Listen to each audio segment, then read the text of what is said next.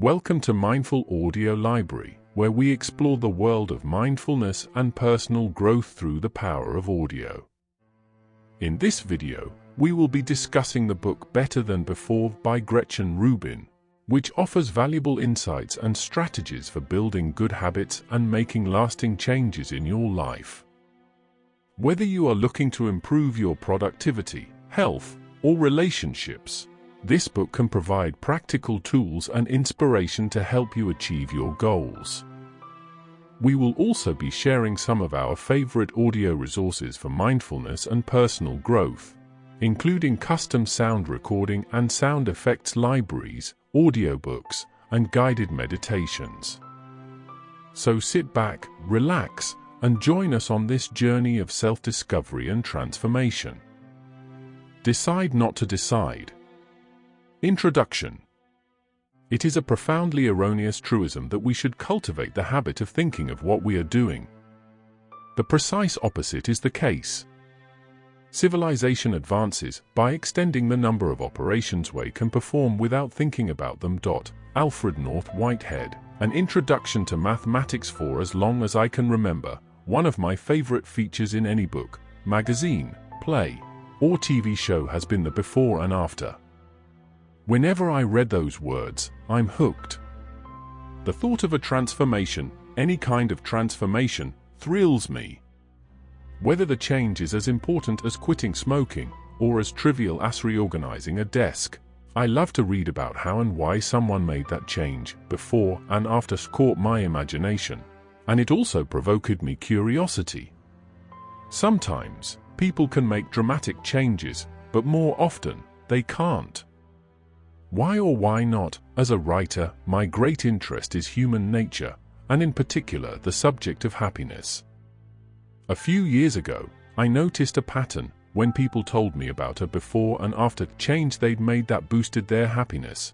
They often pointed to the formation of a crucial habit. And when they were unhappy about a change they failed to make, that too often related to a habit. Then one day, when I was having lunch with an old friend, she said something that turned my casual interest in habits into a full-time preoccupation. After we'd looked at our menus, she remarked, "I want to get myself in the habit of exercise, but I can't, and it really bothers me." Then, in a brief observation that would absorb me for a long time to come, she added, "The weird thing is that in high school, I was on the track team, and I never missed track practice, but I can't go running now." Why? Why? I echoed, as I mentally ipped through my index cards of happiness research to nd some relevant insight or useful explanation. Nothing. Our conversation shifted to other topics, but as the days passed, I couldn't get this exchange out of my mind. Same person, same activity, different habit. Why? Why had she been able to exercise faithfully in the past, but not now? How might she start again? Her question buzzed in my head with the special energy that tells me I've stumbled onto something important. Finally, I connected that conversation with what I'd noticed about people's accounts of their before and after transformations, and it struck me, to understand how people are able to change, I must understand habits. I felt the sense of joyous anticipation and relief that I feel every time I get the idea for my next book. It was obvious. Habits. Whenever I become gripped by a subject, I read everything related to it. So I began to plunder the shelves in cognitive science, behavioral economics, monastic governance, philosophy, psychology, product design, addiction, consumer research, productivity, animal training, decision science, public policy, and the design of kindergarten rooms and routines. A tremendous amount of information about habits was floating around, but I had to divide the astronomy from the astrology. I spent a lot of time delving into treatises, histories, biographies, and in particular, the latest scientific research. At the same time, I've learned to put great store in my own observations of everyday life, because while laboratory experiments are one way to study human nature, they aren't the only way. I'm a kind of street scientist. I spend most of my time trying to grasp the obvious, not to see what no one has seen, but to see what's in plain sight. A sentence will jump over the page, or someone's casual comment, like me friend's remark about the track team, will strike me as highly significant, for reasons that I don't quite understand. Then, as I learn more, these loose puzzle pieces begin to tee together, until the picture comes clear. The more I learned about habits, the more interested I became, but I also became increasingly frustrated. To my surprise, the sources I consulted made little mention of many of the issues that struck me as most crucial. Perhaps it's understandable why it's hard to form a habit we don't enjoy, but why is it hard to form a habit we do enjoy? Sometimes people acquire habits overnight, and sometimes they drop long-time habits just as abruptly. Why do some people dread and resist habits, while others adopt them eagerly? Why do so many successful dieters regain their lost weight, plus more? Why are people so often unmoved by the consequences of their habits? For instance, 1/3 to 1/2 of US patients don't take medicine prescribed for a chronic illness. Do the same strategies work for changing simple habits, wearing a seatbelt, and for complex habits, drinking less? Why is it that sometimes, though we're very anxious, even desperate, to change a habit, we can't? A friend told me, I have health issues, and I feel lousy when I eat certain foods. But I eat them anyway. Do the same habit formation strategies apply equally well to everyone? Certain situations seem to make it easier to form habits. Which ones, and why? I was determined to find the answers to those questions, and figure out every aspect of how habits are made and broken. Habits were the key to understanding how people were able to change. But why did habits make it possible for people to change? I found the answer, in part, in a few sentences whose dry, calm words disguised an observation that, for me, was explosively interesting. Researchers were surprised to write Roy Baumeister and John Tierney in their fascinating book Willpower, that people with strong self-control spent less time resisting desires than other people did. People with good self-control mainly use it not for rescue in emergencies, but rather to develop active habits and routines in school and at work. In other words, habits eliminate the need for self-control. Self-control is a crucial aspect of our lives. People with better self-control, or self-regulation, self-discipline, or willpower, are happier and healthier. They're more altruistic, they have stronger relationships and more career success, they manage stress and connect better, they live longer, they steer clear of bad habits.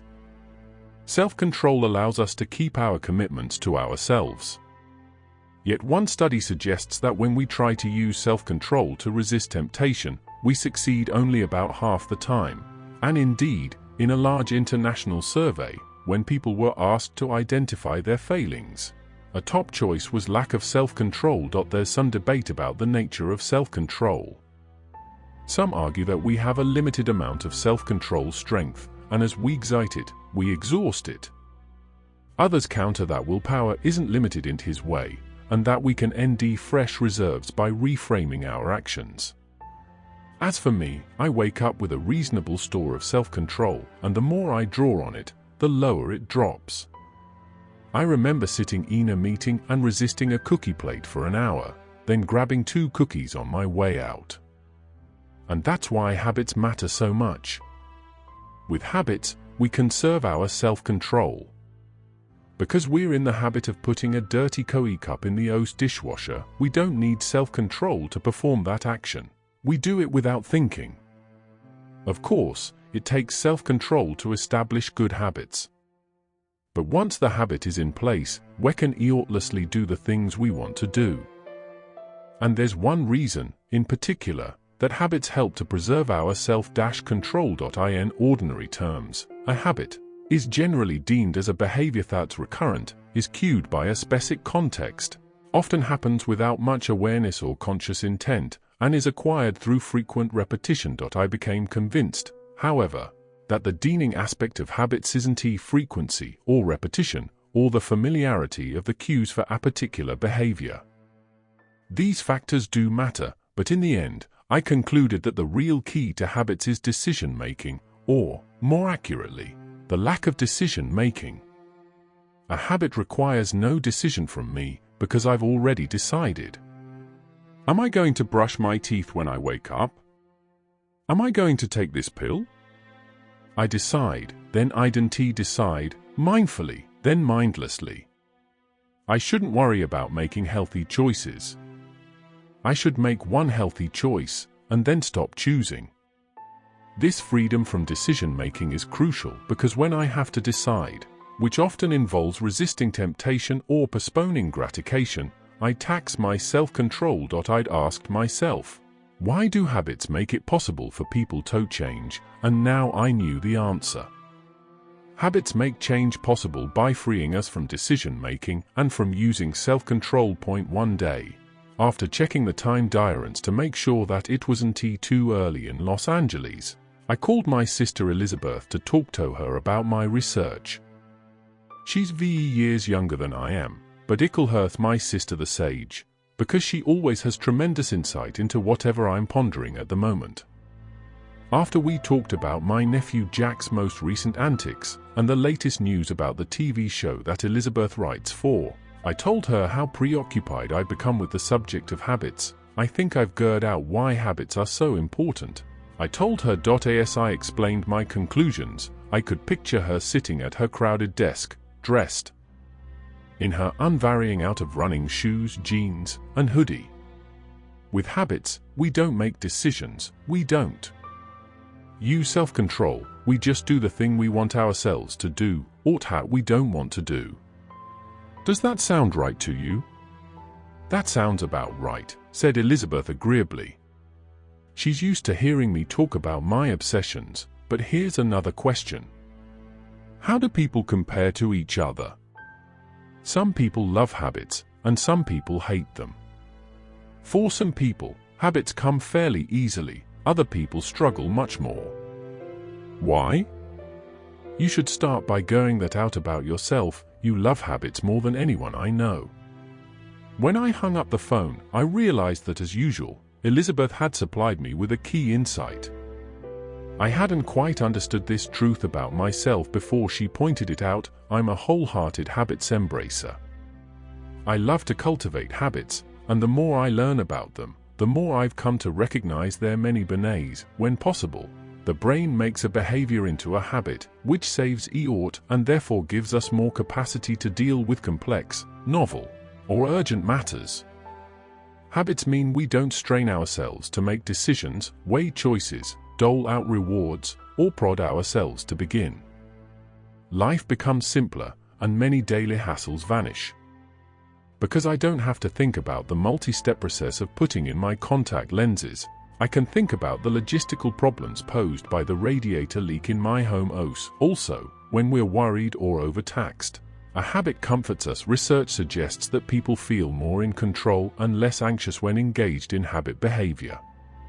I have a long blue jacket that I wore for 2 years straight whenever I gave speeches, and now it's quite tired looking. Yet if I feel particularly anxious about some presentation, I still turn to that well-worn jacket. Surprisingly, stress doesn't necessarily make us likely to indulge in bad habits. When we're anxious or tired, we fall back on our habits, whether bad or good.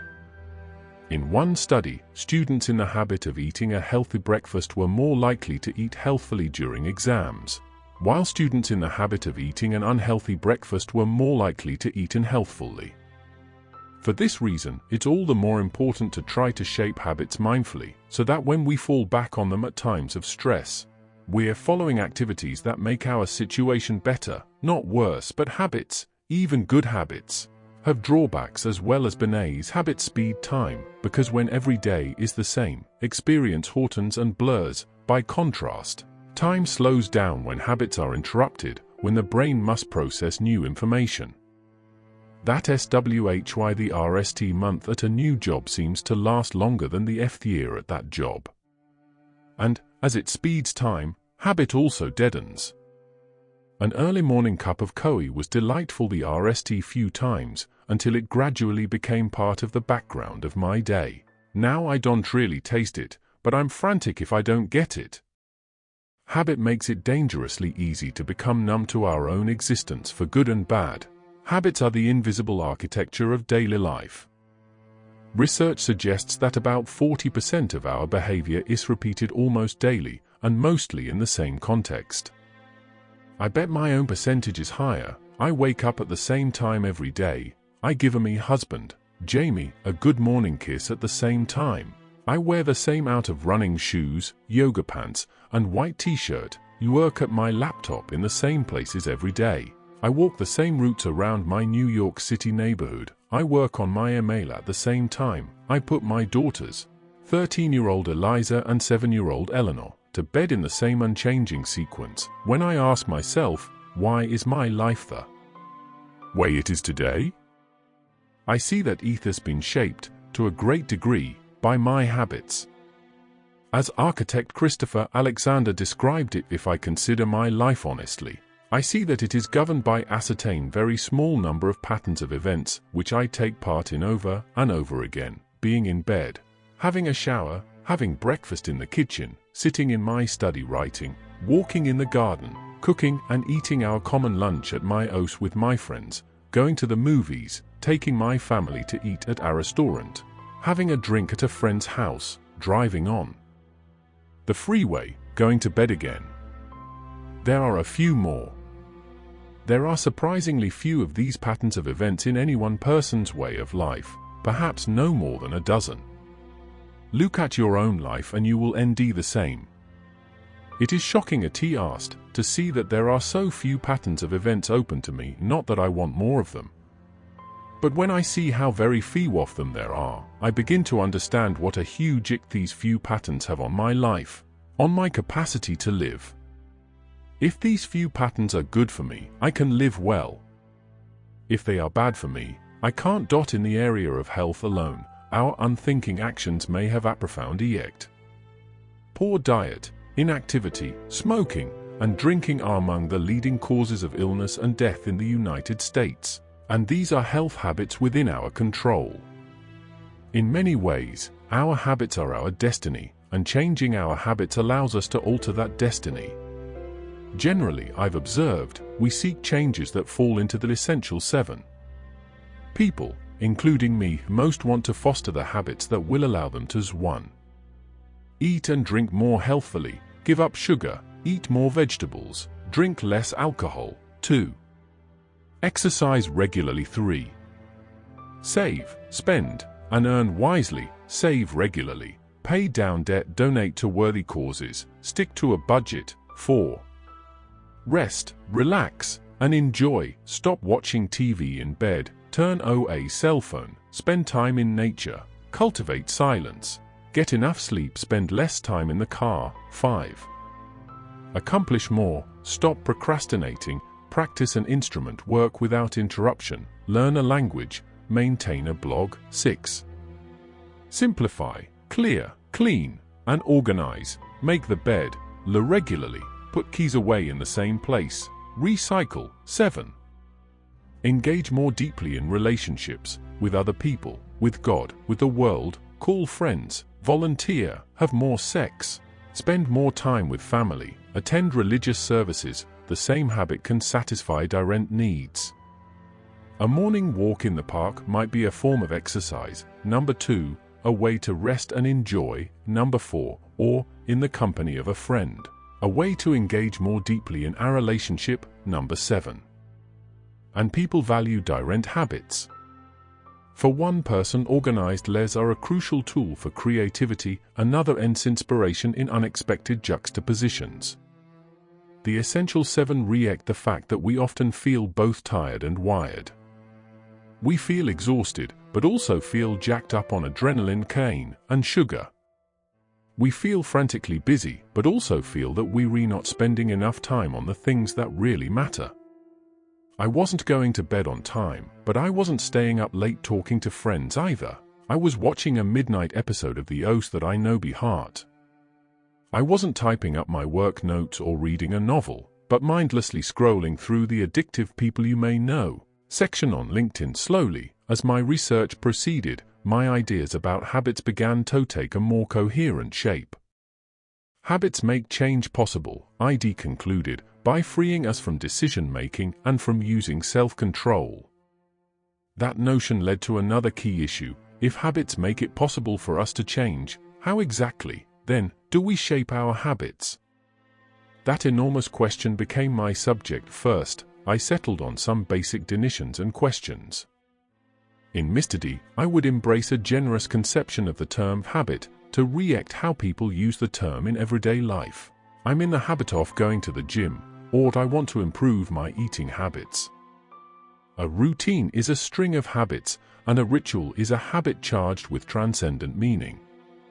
I wouldn't attempt to tackle addictions, compulsions, disorders, or nervous habits, or to explain the neuroscience of habits. I was only mildly interested in understanding how my brain lights up when I see a cinnamon raisin bagel.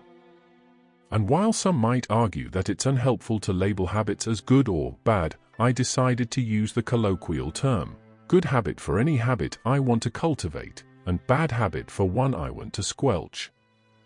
My main focus would be the methods of habit change. From my giant trove of notes about habits, detailing the research I'd examined, the examples I'd witnessed, and the advice I'd read, I discern all the various strategies that we can use to change our habit. It's odd, most discussions of habit change champion a single approach, as if one approach could work for everyone. Hard experience proves that this assumption isn't true. If only there were one simple, cookie-cutter answer. But I knew that different people need different solutions, so I aimed to identify every possible option.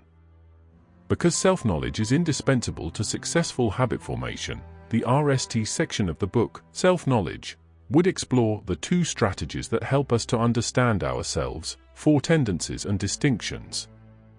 Next would come Pillars of Habits, the section that would examine the well-known, essential strategies of monitoring, foundation, scheduling, and accountability. The section The Best Time to Begin would consider the particular importance of the time of beginning when forming a habit. ACE explored in the strategies of first steps, clean slate, and lightning bolt. Next, the section Desire, Ease, and Excuses would take into account our desires to avoid ease and experience pleasure, which play a role in the strategies of abstaining, convenience, inconvenience, safeguards, loophole spotting, distraction, reward, treats, and pairing. Loophole spotting is the funniest strategy. Finally, the section Unique, just like everyone else, would investigate the strategies that arise from our drive to understand and deem ourselves in the context of other people, in the strategies of clarity, identity, and other people. Once I'd identified these strategies, I wanted to experiment with them.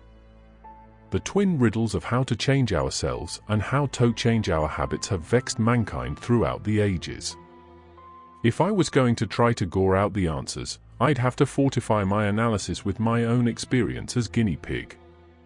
Only by putting my theories to the test would I understand what works. But when I told a friend that I was studying habits, and planned to try out several new habits, he protested, "You should GHT habits, not encourage them."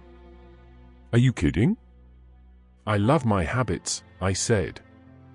"No willpower. No agonizing. Like brushing my teeth." "Not me," my friend said. "Habits make me feel trapped." I remained RMLY pro habits, but this conversation was an important reminder. Habit is a good servant but a bad master. Although I wanted the beignets that habits owe, I didn't want to become a bureaucrat of my own life, trapped in paperwork of my own making. As I worked on my habits, I should pursue only those habits that would make me feel freer and stronger. I should keep asking myself, to what end do I pursue this habit? It was essential that my habits suit me, because I can build a happy life only on the foundation of my own nature. And if I wanted to try to help other people shape their habits, a notion that, I had to admit, appealed to me, their habits would have to suit them. One night, as we were getting ready for bed, I was recounting highlights from my day's habit research to Jamie. He'd had a tough day at work and looked weary and preoccupied, but suddenly he started laughing. "What?"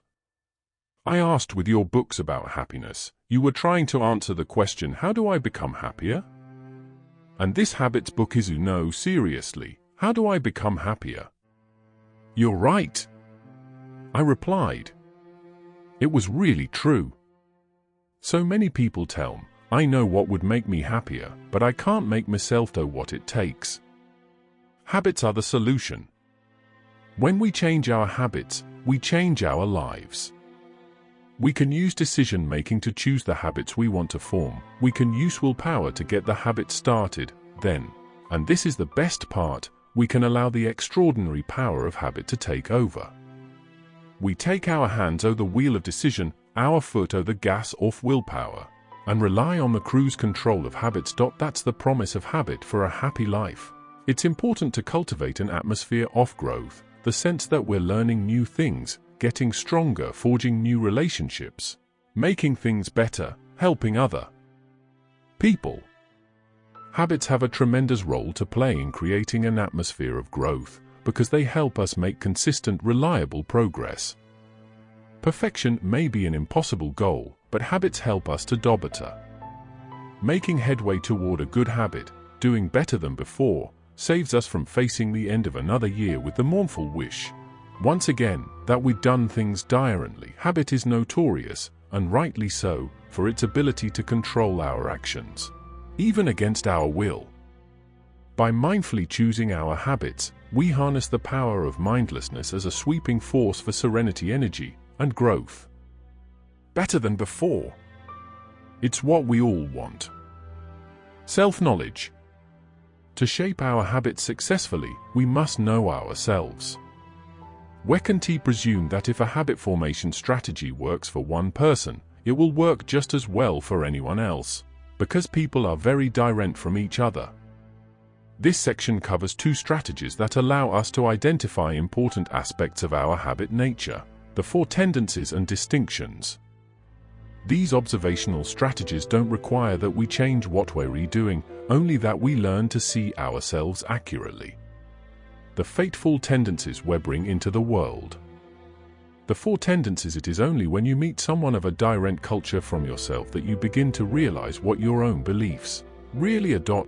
George Orwell, The Road to Wigan. Pierre knew exactly where my extended investigation of habits would begin for years. I've kept a list of my secrets of adulthood, which are the lessons I've learned with time and experience. Some are serious, such as just because something is fun for someone else doesn't mean it's fun for me, and some are goofy, such as food tastes better when I eat with my hands. One of my most important secrets of adulthood, however, is I'm more like other people, and less like other people, than I suppose. While I'm not much different from other people, those differences are very important for this reason.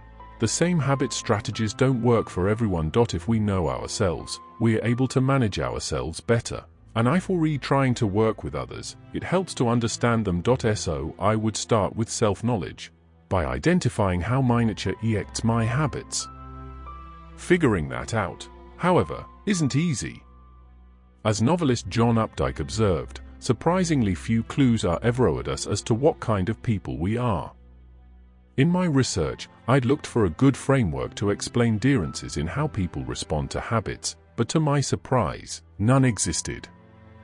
Was I the only one who wondered why some people adopt habits much more, or less, readily than other people? Or why some people dread habits? Or why some people are able to keep certain habits in certain situations, but not others? I couldn't go out the pattern. Then one afternoon, eureka! The answer didn't emerge from my library research, but from my preoccupation with the question my friend had asked me. I'd been pondering, yet again, her simple observation: she'd never missed practice for her high school track team, but she can't make herself go running now. Why? As my idea hit, I felt the same excitement that Archimedes must have felt when he stepped into his bath.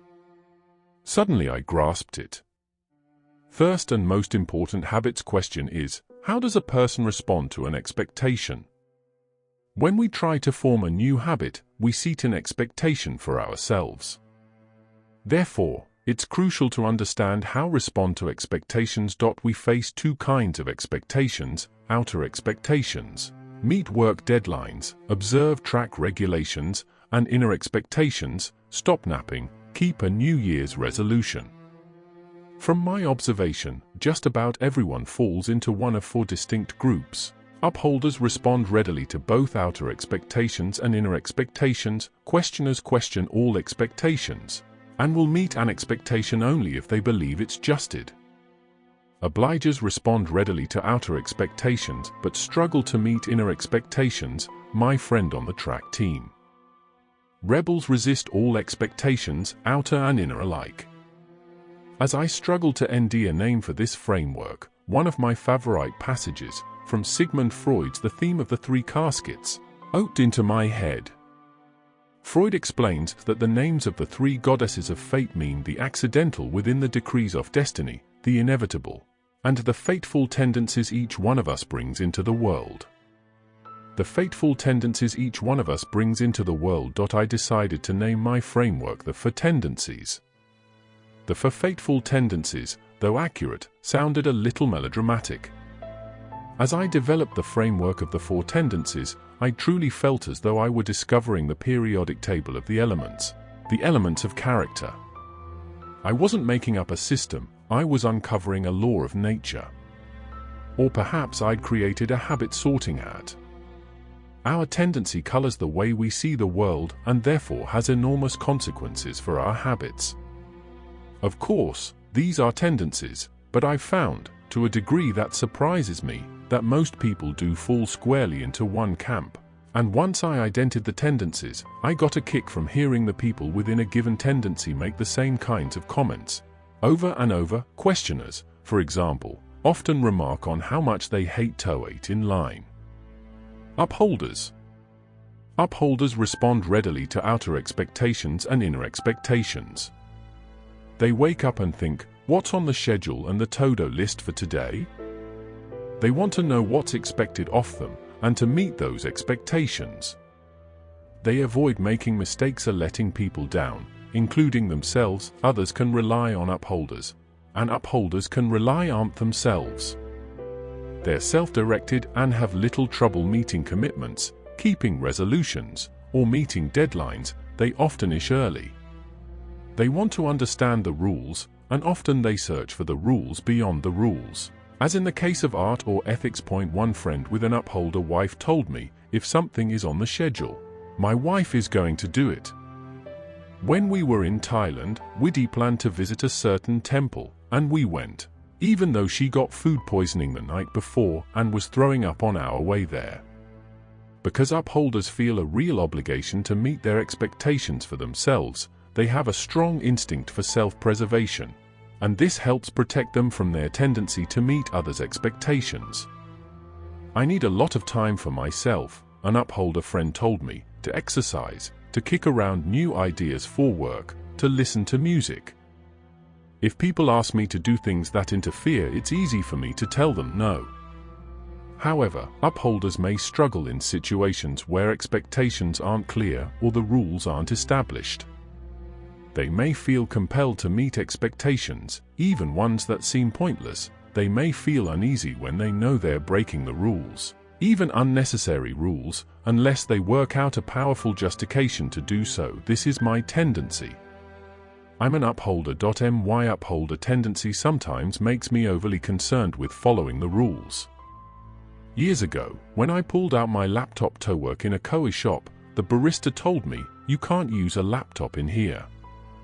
Now every time I go to a new coffee shop, I worry about whether I can use my laptop. There's a relentless quality to upholders, too. I'm sure it's tiresome for Jamie. Sometimes, it's even tiresome for me, to hear my alarm go every morning at 6 o'clock. I have an upholder friend who estimates that she skips going to the gym only about 6 times a year. How does your family feel about that? I asked. Well, my husband used to complain. Now he's used to it. Although I love being an upholder, I see its dark side, too, the gold star seeking, the hoop jumping, the sometimes mindless rule following. When I figured out that I was an upholder, I understood why I'd been drawn to the study of habits. We upholders find it relatively easy to cultivate habits. It's not easy, but it's easier than for many other people, and we embrace them because we find them gratifying. But the fact that even habit-loving upholders must struggle to foster good habits shows how challenging it is to form habits. Questioners. Questioners question all expectations, and they respond to an expectation only if they conclude that it makes sense. They're motivated by reason, logic, and fairness. They wake up and think, what needs to get done today, and why? They decide for themselves whether a course of action is a good idea, and they resist doing anything that seems to lack sound purpose. Essentially, they turn all expectations into inner expectations. As one questioner wrote on my blog, I refuse to follow arbitrary rules. I jaywalk, as long as there are no cars coming, and I'll go through a red light if it's the middle of the night, and there's no other track in sight. But rules that IND based in morality, ethics, reason are very compelling. A friend said, why don't I take my vitamins? My doctor tells me I should, but usually I don't. She's a questioner, so I asked, do you believe that you need to take vitamins? Well, no, she answered, after a pause, as a matter of fact, I don't. I bet you'd take them if you thought they mattered. Questioners resist rules for rules' sake. A reader posted on my blog, my son's school principal said that kids were expected to tuck in their shirts. When I expressed surprise at this seemingly arbitrary rule, the principal said that the school had many rules just for the sake of teaching children to follow rules. That's a dumb reason to ask anyone, including children, to follow a rule. If we know of such rules, we should seek and destroy them, to make the world a better place. Because questioners like to make well-considered decisions and come to their own conclusions, they're very intellectually engaged, and they're often willing to do exhaustive research. If they decide the insufficient basis for an expectation, they'll follow it, if not they won't. Another questioner said, my wife is annoyed with me because she really wants us both to track our spending. But we're not in debt. We spend within our means, so I don't think that getting that information is worth the hassle. So I won't do it. Questioners resist anything that seems arbitrary. For instance, questioners often remark, I can keep a resolution if I think it's important, but I wouldn't make a New Year's resolution, because January RST is a meaningless date. At times, the questioner's appetite for information and justification can become overwhelming. My mother makes mine sane, one reader reported, because she expects me to need tons of information the way she does.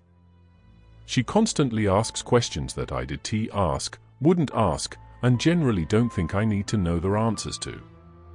Questioners themselves sometimes wish they could accept expectations without probing them so relentlessly. A questioner told me ruefully, I suffer from analysis paralysis. I always want to have one more piece of information. Questioners are motivated by sound reasons, or at least what they believe to be sound reasons. In fact, questioners can sometimes seem like crackpots, because they may reject expert opinion in favor of their own conclusions. They ignore those who say, why do you think you know more about cancer than your doctor, or everyone prepares the report one way? Why do you insist on your own crazy format? Questioners come in two various. Some questioners have an inclination to uphold, and others have an inclination to rebel, like being Virgo with Scorpio rising. My husband, Jamie, questions everything, but it's not too hard to persuade him to uphold. As an upholder, I doubt I could be married happily to someone who's an upholder or a questioner upholder. Which is a sobering thought. If questioners believe that a particular habit is worthwhile, they'll stick to it, but only if they're satisfied about the habit's usefulness. Obliger. Obligers meet outer expectations, but struggle to meet inner expectations. They're motivated by external accountability. They wake up and think, what must I do today? because obligers excel at meeting external demands and deadlines, and go to great lengths to meet their responsibilities. They make terrific colleagues, family members, and friends, which I know withstand, because my mother and my sister are both obligers. Because obligers resist inner expectations, it's difficult for them to self-motivate, to work on a PhD thesis, to attend networking events, to get their car serviced.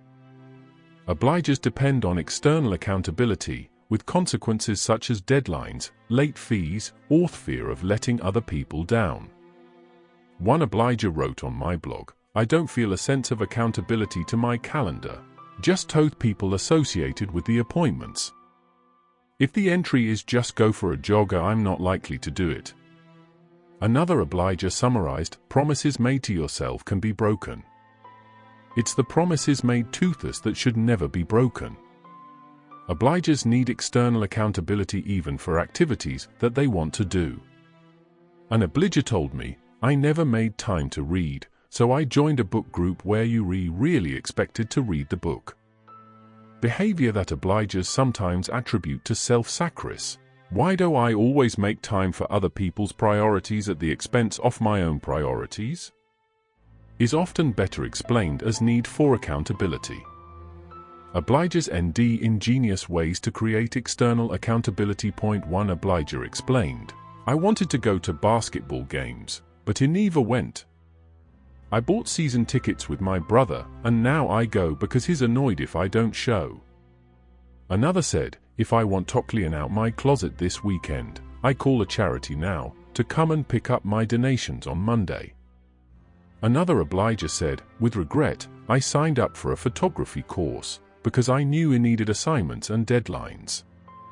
I took several classes, then thought, I love it, so I don't need to take a class. Guess how many photos I've taken since? 1. Next semester, he's taking a class. The need to be a role model often prompts obligers to keep good habits. One obliger friend eats vegetables only when his children can see him, and another told me, "I knew I'd never practice piano, so I waited until my kids could take lessons, and now we do it together, and I have to practice, because if I don't, they won't." Obligers can sometimes do things for the sake of others that they couldn't do for themselves. Several obligers told me, practically in the same words, "If it weren't for the children, I'd still be stuck in a bad marriage. I had to get the divorce for my kids." The weight of outer expectations can make obligers susceptible to burnout, because they have trouble telling people no. An obliger explained, "I drop everything to proofread my colleagues' reports, but I'm terrible about making time to niche my own reports." Obligers may end it difficult to form a habit, because often we undertake habits for our own benefit, and obligers do things more easily for others than for themselves. For them, the key is external accountability. Rebels. Rebels resist all expectations, outer and inner alike. They choose to act from a sense of choice, of freedom. Rebels wake up and think, "What do I want to do today?" They resist control, even self-control, and enjoy outing rules and expectations. Rebels work toward their own goals, in their own way, and while they refuse to do what they're supposed to do, they can accomplish their own aims. One rebel told me, "My master's thesis was 10 pages shorter than recommended, and I convinced the department to add an unconventional advisor to my panel. So I got it done and did well on it, but on my terms." Rebels place a high value on authenticity and self-determination, and bring an unshackled spirit to what they do. A rebel commented, "I do the assignment I want to complete rather than the one assigned. The problem comes when there's something I'm expected to do regularly, like running weekly quality checks, and therefore I just can't." At times, the rebel resistance to authority is enormously valuable to society. As one questioner pointed out, the rebel's best asset is their voice of dissent. We shouldn't try to school it out of them, or corporate culture it out, or shame it out. It's there to protect us all. But rebels often frustrate others because they can't be asked or told to do anything. They don't care if people are counting on you, you said you'd do it, your parents will be upset, it's against the rules, this is the deadline, or it's rude. In fact, asking or telling rebels to do something often makes them do just the opposite. A rebel wrote, being told or expected to do something creates a stop sensation that I have to actively overcome. If I'm asked to empty the dishwasher, my brain says, well, I was going to, but now you went and asked, so I can't. So no. The people around rebels must guard against accidentally igniting their spirit of opposition, particularly challenging for the parents of rebel children. One parent explained, the best way to wrangle the rebel child is to give the kid the information to make a decision. Present the issue as a question that he alone can answer and let him make a decision and act without telling you. Let him make a decision without an audience. Audiences equals expectations. If he thinks you're not watching, he won't need to rebel against your expectations. Another parent, my rebel son got expelled and did he want to work toward a career, though he's very smart. When he turned 18, we gave him an around-the-world plane ticket and said, over to you. He traveled for 3 years, and now he's in grad school and doing very well. Rebels sometimes frustrate even themselves, because they can tell themselves what to do. Writer John Gardner observed, my compulsion not to do what people tell me makes me change places of living or change my life in one way or another, which often make me very unhappy. I wish I could just settle down. On the other hand, rebels can be skillful at channeling their rebel energy in constructive ways. A rebel who wants to stick to a budget might say, I won't be manipulated by marketers trying to sell me junk. Or a rebel who wants to succeed in school might say, no one thinks I can get into a good college, but I'll show them. Rebels often gravitate toward work with a Wild West element, such as my rebel friend who works in disruptive technology. Not just any technology, he's careful to emphasize, but disruptive technology. Rebels resist hierarchies and rules, and they often work better with others when they're in charge. However, the opposite of a profound truth is also true, and surprisingly, some rebels gravitate to institutions with many rules. As one commenter noted, letting others have control can bring freedom as well. You'd probably ND more rebels in the military than you'd suspect. Another rebel noted, perhaps rebels need a boundary to bend X and break left to my own devices. I become restless and unproductive because there are no rules to break or no to-do list, which at the end of the day I look at and think, hooray, I didn't do any of those things. Anytime I speak about the tendencies, I ask people to raise their hands to indicate their category. I was surprised when a group of Christian ministers had an unusually high percentage of rebels. A rebel clergy member explained, clergy think of themselves as schooled and therefore direct. They have the blessing of their colleagues, congregation, and God, which sets them above many things in life, including rules. No surprise, rebels resist habits. I met a woman who was, I immediately realized, a rebel. I asked, don't you ND it exhausting to make choices every single day? No, she answered. Making choices makes me feel free. I give myself limits to give myself freedom, I told her. She shook her head. Freedom means no limits. To me, a life controlled by habit sounds dead. Rebels resist habits, but they can embrace habit-like behaviors by tying their actions to their choices. A rebel explained, if I have to do something every day, it guarantees I won't do it. But if I take it one day at a time and decide I'll do it this time, then more often than not I end up with a streak. Most people, by a huge margin, are questioners or obligers. Very few are rebels, and, to my astonishment, I discovered that their upholder category is also tiny. In fact, because upholders and rebels are such small categories, people who try to shape people's habits on a large scale, employers, device manufacturers, insurance companies, instructors do better to focus on solutions that help questioners by providing sound reasons, and obligers by providing accountability. We often learn most about ourselves by learning about other people, and when I began my habits research, I assumed that I was pretty average. I feel pretty average, so it was a shock to realize that as an upholder, I'm actually an extreme and rare type of personality. I mentioned my surprise to my husband, Jamie, who said, "Of course you have an extreme personality. I could have told you that." "Really?" I said. "How did you know?"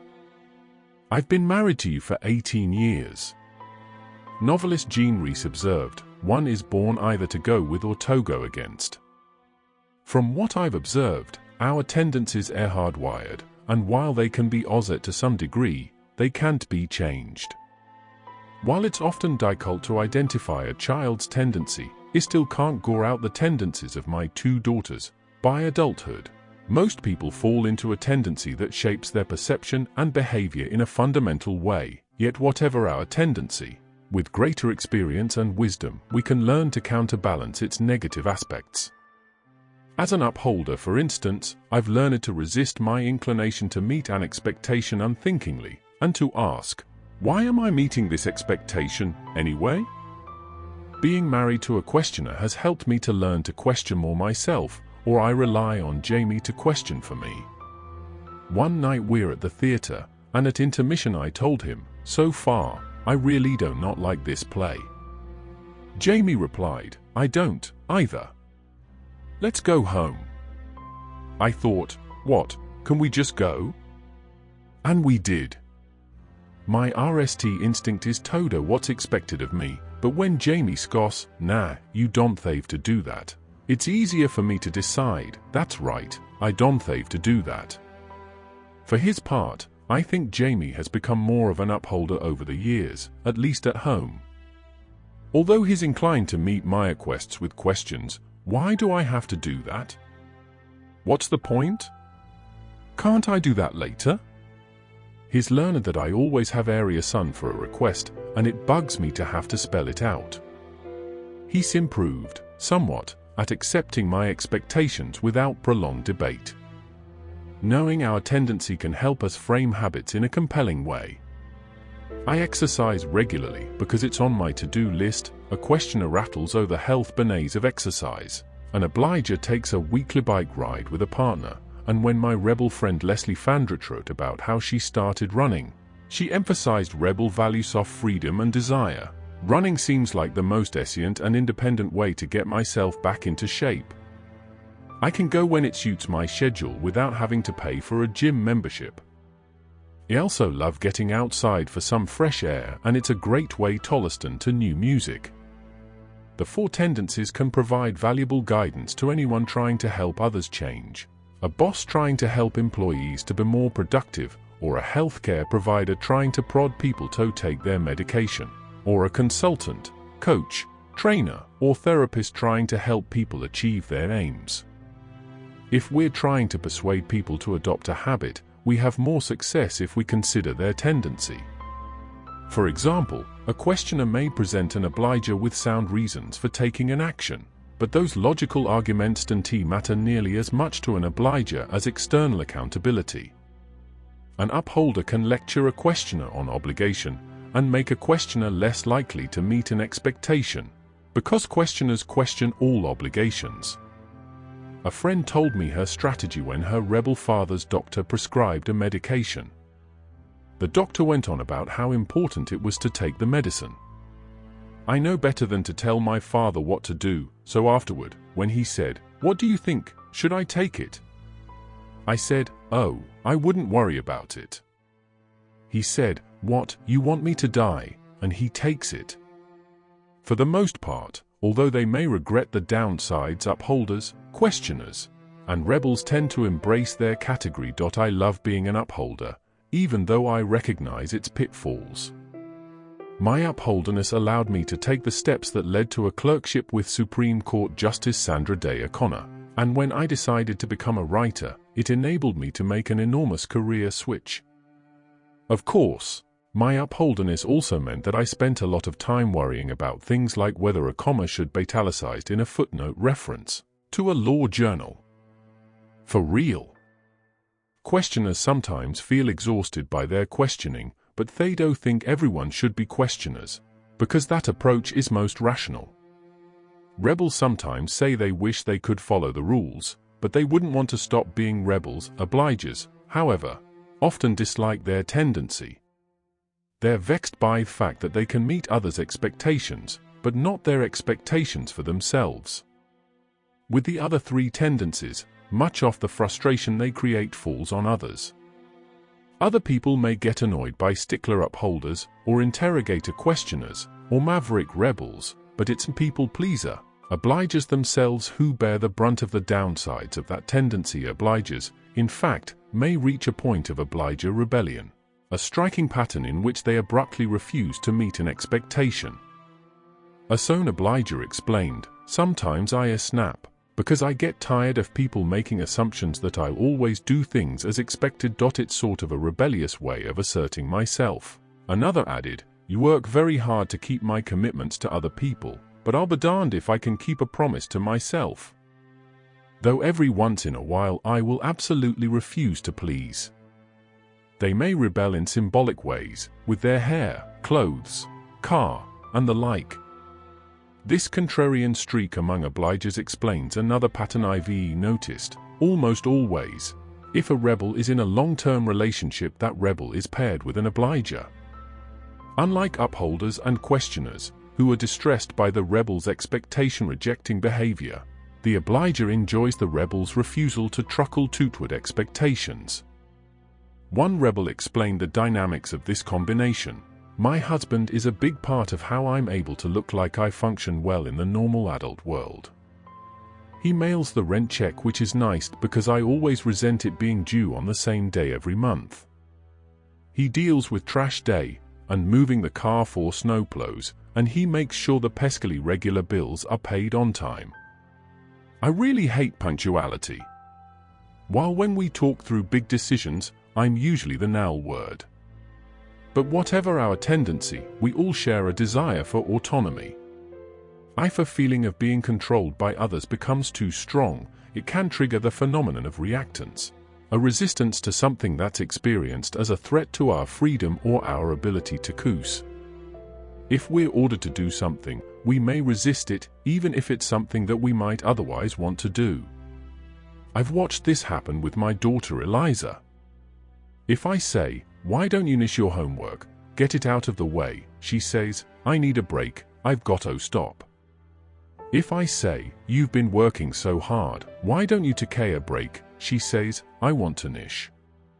It's easy to see why this impulse creates problems for healthcare professionals, for parents, for teachers, for OS managers.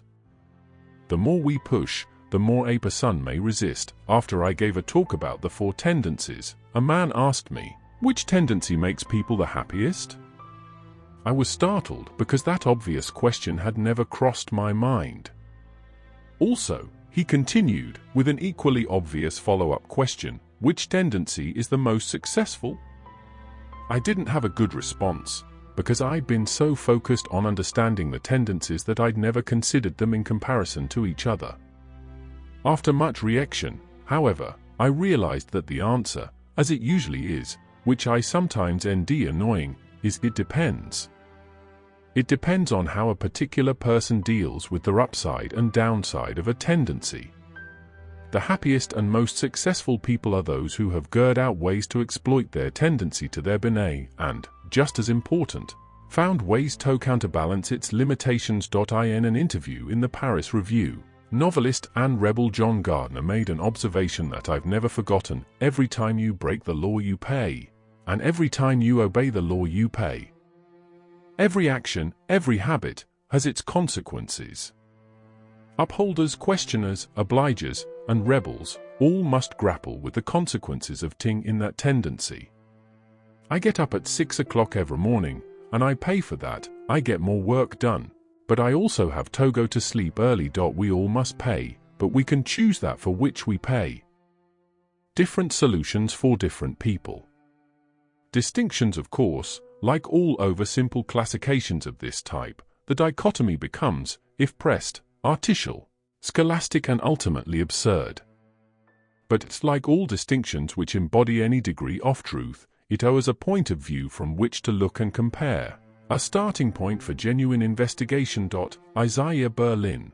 The Hedgehog and the Fox. The Four Tendencies framework had given me a crucial insight into human nature, but there was much that it didn't illuminate.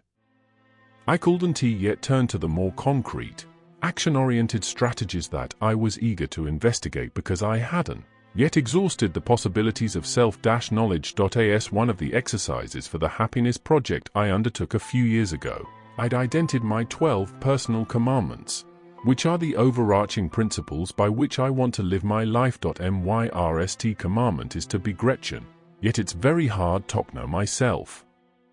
I get so distracted by the way I wish I were, or the way I assume I am, that I lose sight of what's actually true. I was slow to understand some of the most basic things about myself. I don't love music. I'm not a big fan of travel. I don't like games, I don't like to shop, I'm not very interested in animals, I like plain food. Why didn't I recognize these aspects of my nature? Partly because I never thought much about it. Doesn't everyone love music? And partly because I expected, based on nothing, that one day I'd outgrow my limitations. I'd learn to love travel, or to appreciate exotic cuisines. Also, I'd assumed that I was pretty much like everyone else, and that everyone else was pretty much like me. That's true, but adherences are very important. And they have a big influence on habit formation. For instance, I kept reading the advice that because our minds are clearest in the morning, we should do our most demanding intellectual work then. I thought I should follow this habit, until nowly I realized that my own habit, starting my day with an hour of email grunt work, suits me. I need to clear the decks before I can settle down to serious work, and I suspect that if I tried to change my habit, I would have failed. I should tailor my habits to the fundamental aspects of my nature that aren't going to change.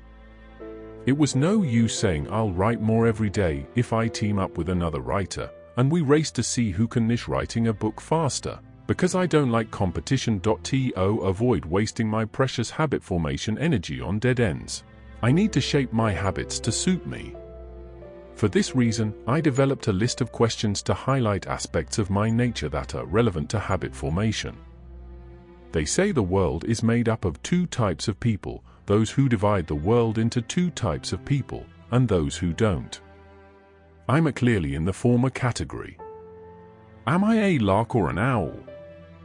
Research shows that morning people, or larks, really do differ from night people, or owls. Most people tee somewhere in between, but the extremes, the two chronotypes as measured by their sleep midpoint, do exist. The two types are more productive and energetic at different points in the day. I'm a lark, I go to sleep and wake on the early side. Owls do just the opposite. I used to believe that owls could become larks if they made an effort to go to sleep earlier, but research suggests that this attribute is hardwired. Genes play a big role, as does age. Young children tend to be larkish, adolescents tend to be owls, with a peak at age 19.5 for women and age 21 for men. Older adults tend to be larks. Interestingly, research suggests that larks are likely to be happier, healthier, and more satisfied with life than owls, in part because the world favors larks. Owls fall asleep later than larks do, and because work, school, and young children start early, owls get less sleep, which makes their lives harder. Larks, owls, and everyone in between should consider that aspect of their nature when trying to shape a habit. An owl shouldn't bother trying to form the habit of getting up early to study, and a lark shouldn't try to tee in 2 hours of writing after dinner. Sometimes we may not recognize our own type. A friend told me I went on a meditation retreat where we woke up at 4. It was like a switch flipped for me, and my life became so much better. Now I go to bed around 9 o'clock or 9:30, and I wake up at 4 o'clock. I love it. Am I a marathoner, a sprinter, or a procrastinator? Especially for workplace habits, it's key to distinguish the pace at which people prefer to work. I'm a marathoner. I like to work at a slow and steady clip, and I dislike deadlines. In fact, I often niche work early. In law school, I had 2 massive writing requirements to complete by graduation, and I wrote them both by the end of MYRST year. Side note, perhaps my eagerness to write big papers was a sign that I wanted to be a writer instead of a lawyer, but that's another issue. Working on projects steadily, over long periods of time, ignites my creativity. By contrast, sprinters prefer to work in quick bursts of intensity, and they deliberately wait for the pressure of a deadline to sharpen their thinking. A sprinter told me, "I never prepare a speech until the people are in their seats, and I'm heading to the podium." It drives my star crazy, but that's when I get my ideas. Another sprinter observed, "I prefer to be completely immersed in a project for a short period of time. The work hours better, I can hold my concentration. Spread things out, and the total hours go way up." Sprinters and marathoners usually feel good about their work style, but procrastinators don't. Procrastinators may resemble sprinters, because they too tend to niche only when they're against a deadline, but the 2 types are quite different. Sprinters choose to work at the last minute because the pressure of a deadline clarifies their thoughts. Procrastinators hate last-minute pressure and wish they could force themselves to work before the deadline looms. Unlike sprinters, procrastinators often agonize about the work they're not doing, which makes it hard for them to do anything fun or meaningful with their time. They may rush around doing busy work as a way to avoid doing what they know they have to do. It's a secret of adulthood. Working is one of the most dangerous forms of procrastination. Sprinters call marathoners plodding, and marathoners call sprinters irresponsible, but there's no right way. Procrastinators, however, are happier when they change their work habits to work more steadily. Am I an underbuyer or an overbuyer? Underbuyers hate to shop and buy, overbuyers love to shop and buy. As a ConMed underbuyer, I delay making purchases or buy as little as possible.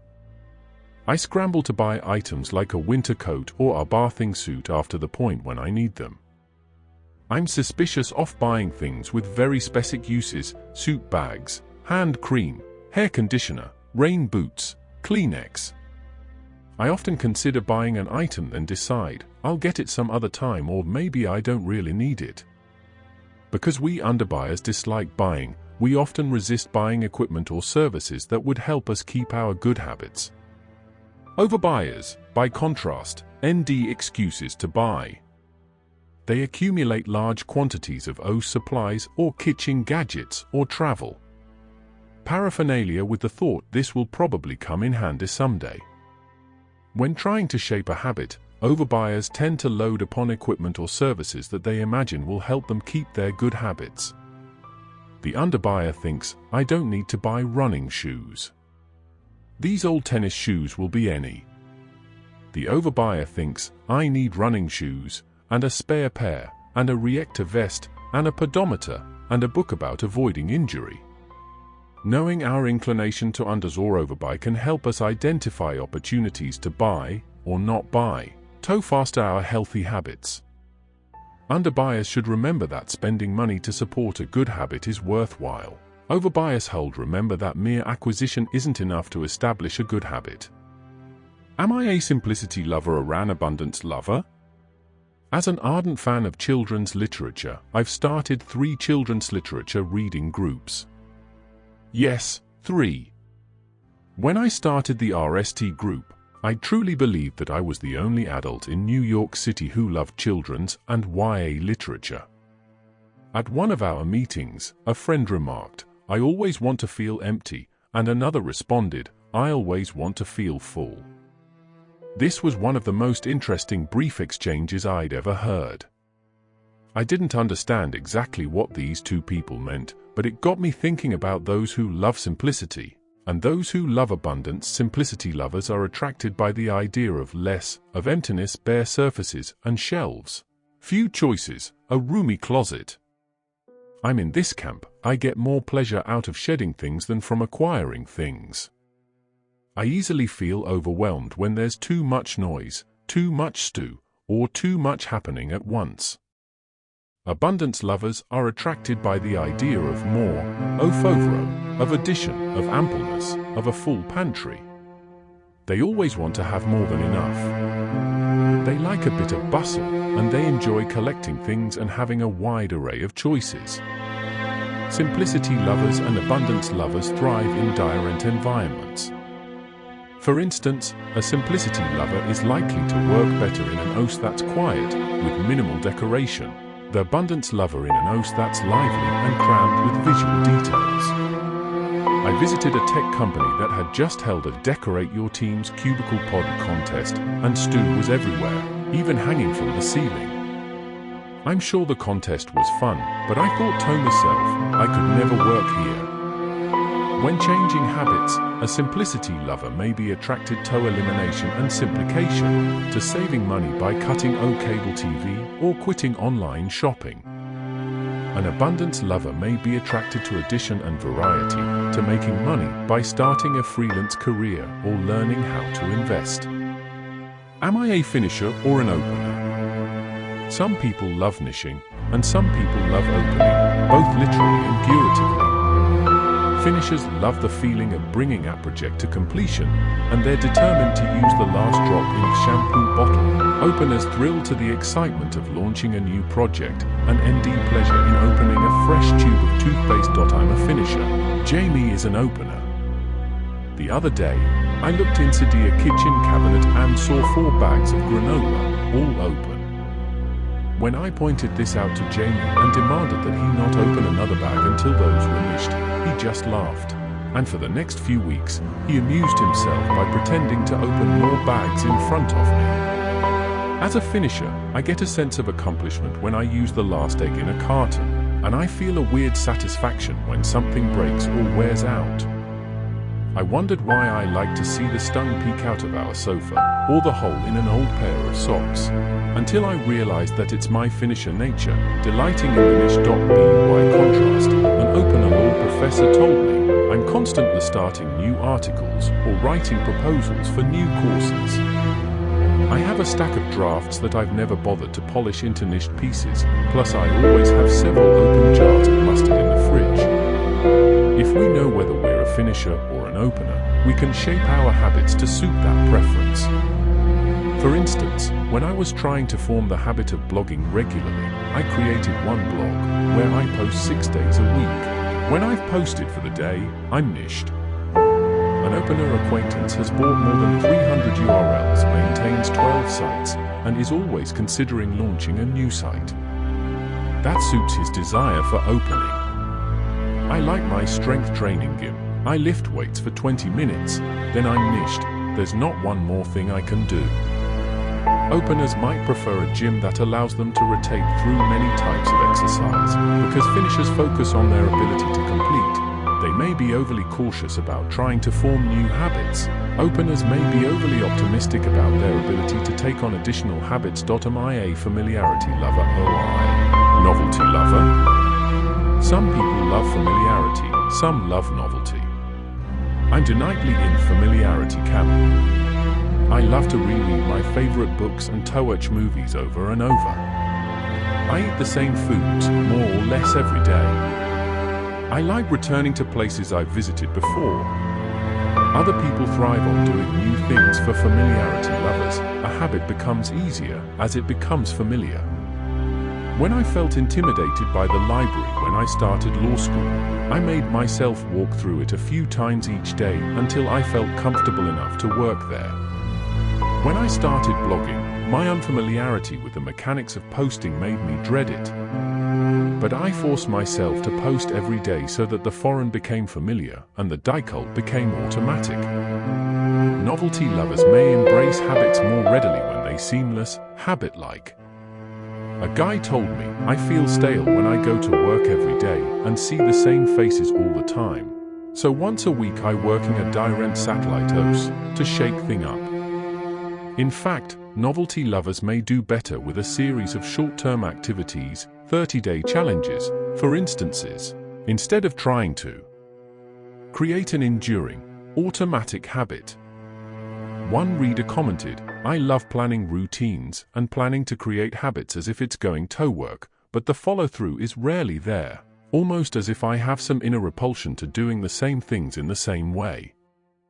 On the other hand, the buzz I get from trying new things is brilliant." Am I promotion-focused or prevention-focused?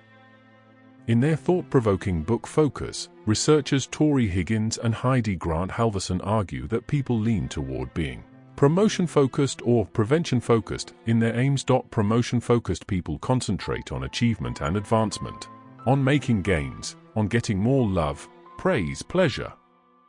They eagerly and optimistically pursue their goals. By contrast, prevention-focused people concentrate on fulfilling their duties, on avoiding losses, and on minimizing danger, pain, or censure. They're vigilant against possible drawbacks or problems. A good habit and a bad habit are the mirror images of each other. A person might want to quit eating junk food or eat better, or to get more sleep or stop staying up too late. A promotion-focused person recycles in order to make their environment cleaner. A prevention-focused person recycles in order to avoid getting any direct arguments resonate with direct people. And it's helpful to frame a habit in the way that suits each individual. I like to take small steps or big steps. Many people have better success adopting a habit when they start with modest, manageable steps. A series of minor but real accomplishments gives people the confidence to continue. In what influential behavior researcher B.J. Fogg calls tiny habits, a person may begin a habit by doing a single sit-up or reading one page, and by taking these tiny steps start on a path toward keeping that habit. The slow accumulation of small triumphs is encouraging and very sustainable.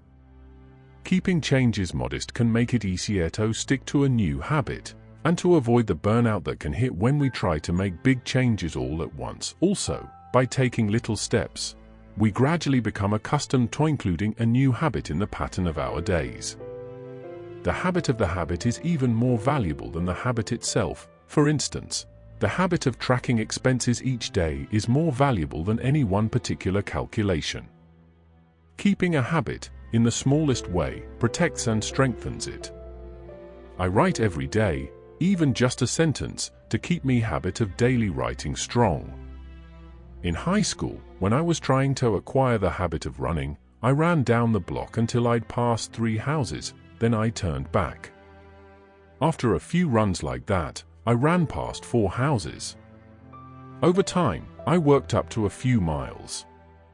By taking small, manageable steps, I managed to stick with running long enough to turn it into a habit. Nevertheless, it's also true that some people do better when they're very ambitious. Sometimes, counterintuitively, it's easier to make a major change than a minor change. If a habit changes very gradually, we may lose interest, give way under stress, or dismiss the change as insignificant. A big transformation generates an energy and excitement that helps to foster habits. As Steve Jobs reacted, I have a great respect for incremental improvement, and I've done that sort of thing in my life. But I've always been attracted to the more revolutionary changes. I don't know why.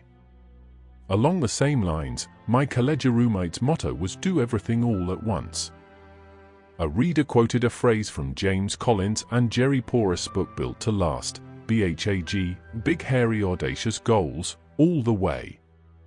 I assisted this for years, thinking that to shoot too high only meant I would fail. What I didn't realize was that shooting high motivated me much more. Sometimes a single unexpected question can illuminate a hidden aspect of my life. A question like "do you tend to blame other people, or do you blame yourself?" can give me a fresh perspective on myself. So, in addition to identifying big personality distinctions, I came up with a list of short, straightforward questions to help make know myself better, so I could better tailor my habits to my nature.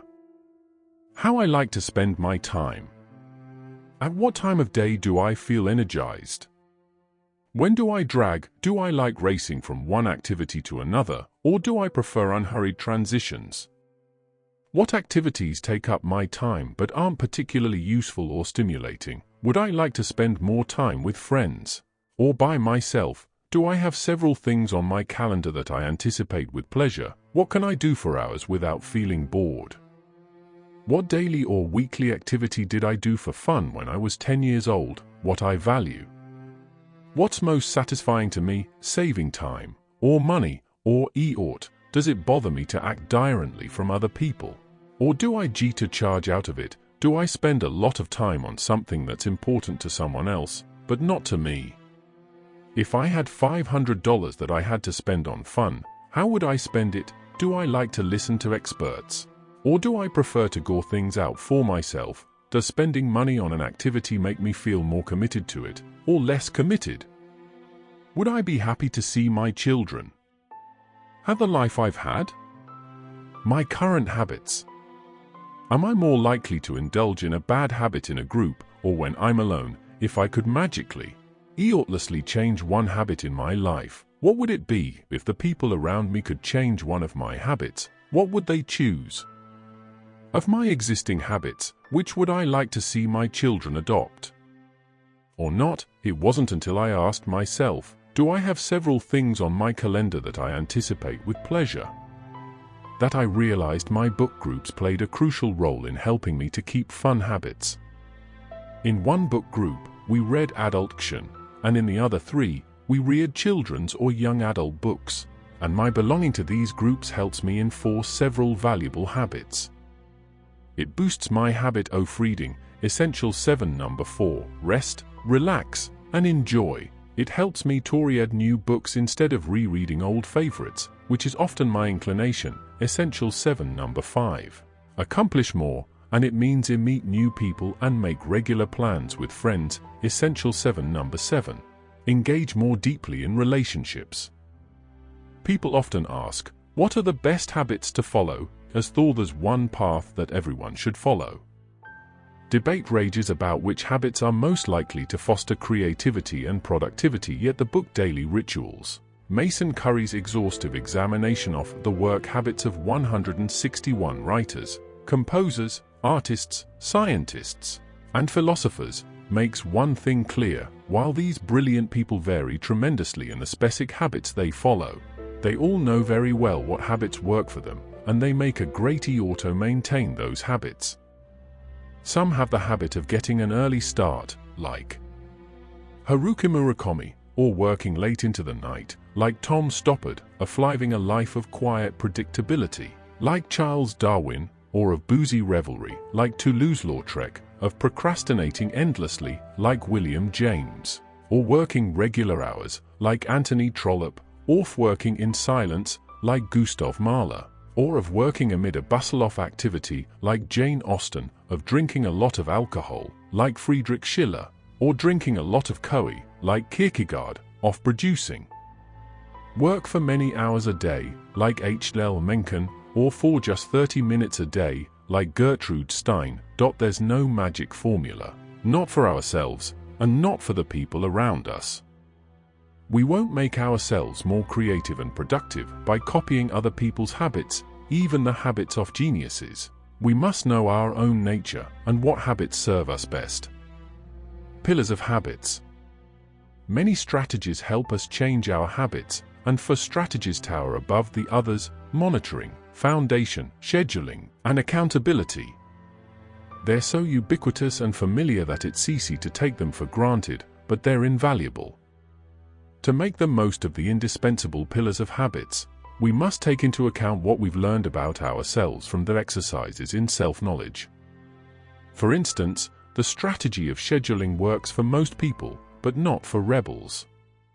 The strategy of accountability works for most people, and it's essential for obligers. The strategies build on each other. We manage what we monitor.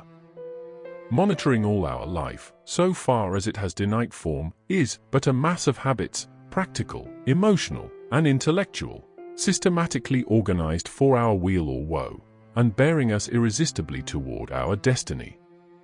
The strategy of monitoring has an uncanny power. It doesn't require change, but it often leads to change. To paraphrase a business school truism, we manage what we monitor, and keeping close track of our actions means we do better in categories such as eating, drinking, exercising, working, TV and internet use, spending, and just about anything else. Self-measurement brings self-awareness, and self-awareness strengthens our self-control. Something as simple as a roadside speed display to show motorists how fast they're going helps them to slow down. A key step for the strategy of monitoring is to identify precisely what action is monitored. Specific habits such as read the news every morning or call one client each day are easy to monitor, while vague resolutions such as be more informed or cultivate better client relationships are hard to monitor. I was reminded of Lord Kelvin's observation, overbroad but nevertheless thought-provoking: when you cannot express it in number, your knowledge is of a meager and unsatisfactory kind. If we want something to count in our lives, we should go out a way to count it. Actual measurement is crucial, because when we guess what we're doing, we're often wildly inaccurate. Unsurprisingly, we tend to underestimate how much we eat and overestimate how much we exercise. In one study, people estimated that in the course of daily activities, excluding exercise regimens, they walked about 4 miles. In fact, most walked less than 2 miles. Accurate monitoring helps determine whether a habit is worth the time, money, or energy it consumes. A friend tracked his TV watching because he wanted to know if TV was eating up too much of his day. It was. I read about a woman who quit drinking because she heard that in 6 years she and her husband had spent almost $30,000 on alcohol, money they would have preferred to spend on something else. Aaron Beck, founder of cognitive behavioral therapy, maintains that people indeed it easy to notice what their partners do wrong, but not what they do right, so he suggests keeping marriage diaries to track partners' considerate behavior. One study showed that 70% of couples who did this tracking reported an improved relationship. People who love to self-monitor can join the Quantide Self movement, a community of those who use technology to track every aspect of their daily life and performance, but most of us aren't ready to make quite such a commitment to the process. Monitoring is valuable, but it's also time-consuming and a bit tiresome.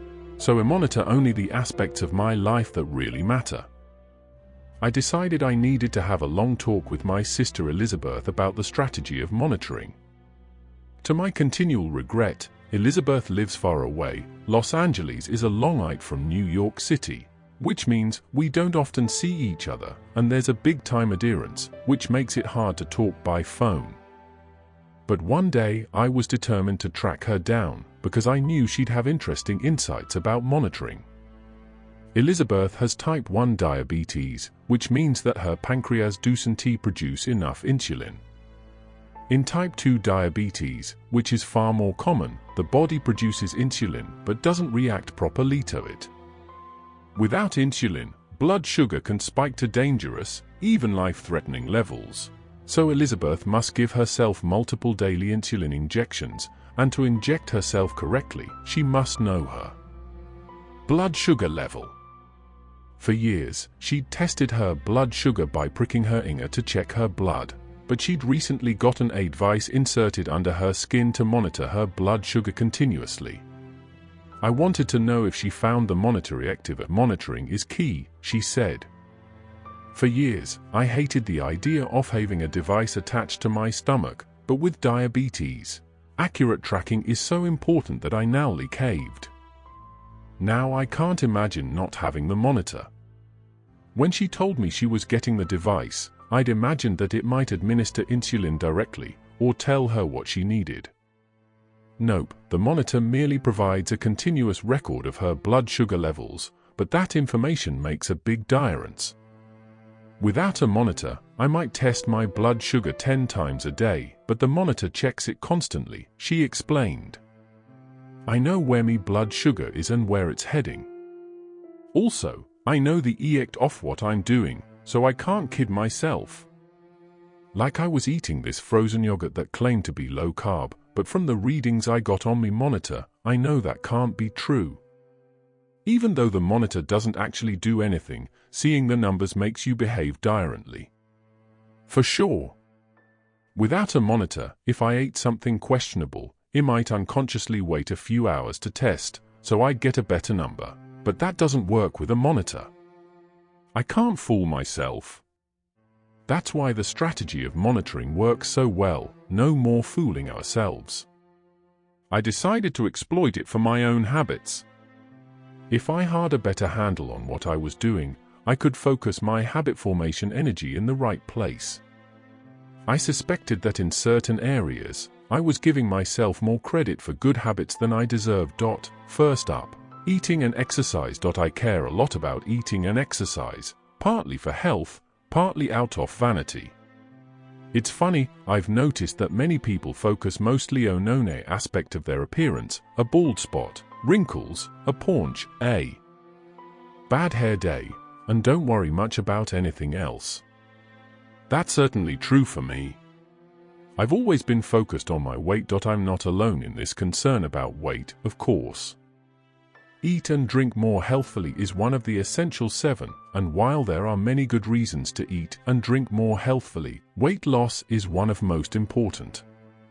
As of 2010, 70% of Americans were overweight or obese, which increases risk of coronary heart disease, high blood pressure, stroke, type 2 diabetes, cancer, and sleep apnea, among other things. And it's not just about physical health. I felt sad when I overheard a woman at a conference say, I was asked to give a TED talk, but I thought, can't do it. I'm not at a good weight right now. Until well after college, I'd considered myself overweight, not superweight that it eated my health, but enough that it eated me self-image, and my weight really bothered me. Finally, I'm on age to get to a number where I felt more at ease, and it's been a huge relief to feel comfortable with my size. This measure of ease still seems new, however, and my desire not to gain weight shapes many of my habits. I try very hard to make healthy food choices, and I exercise fairly regularly, though not very vigorously. Still, I could be doing better, and like just about most people, I loved the idea of painlessly dropping a few pounds. I wondered if monitoring would help for people who want to eat and drink more healthfully. Keeping a food journal can be extremely active. For instance, one study showed that dieters who kept a food journal 6 or 7 days a week lost twice as much weight as people who did so once a week or not at all. Although keeping a food journal sounds straightforward, I braced myself for a challenge when I decided to try it. No one ever mentions how hard it is to keep a food journal, but I'd already tried and failed 3 times.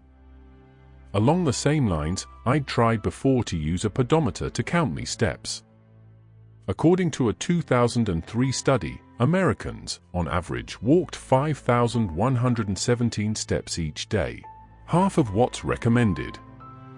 Research shows that wearing a pedometer and trying to hit a goal does make people more physically active, and when I'd worn a pedometer in the past, I'd nightly walk more. I'm the type who really relishes getting credit for every step I take. I'd eventually stopped wearing my pedometer, though, because it often fell once into the toilet, and it looked ugly. I was considering various methods to track my eating and exercise. I read a New York Times article about the Jawbone U band, and I decided to try it.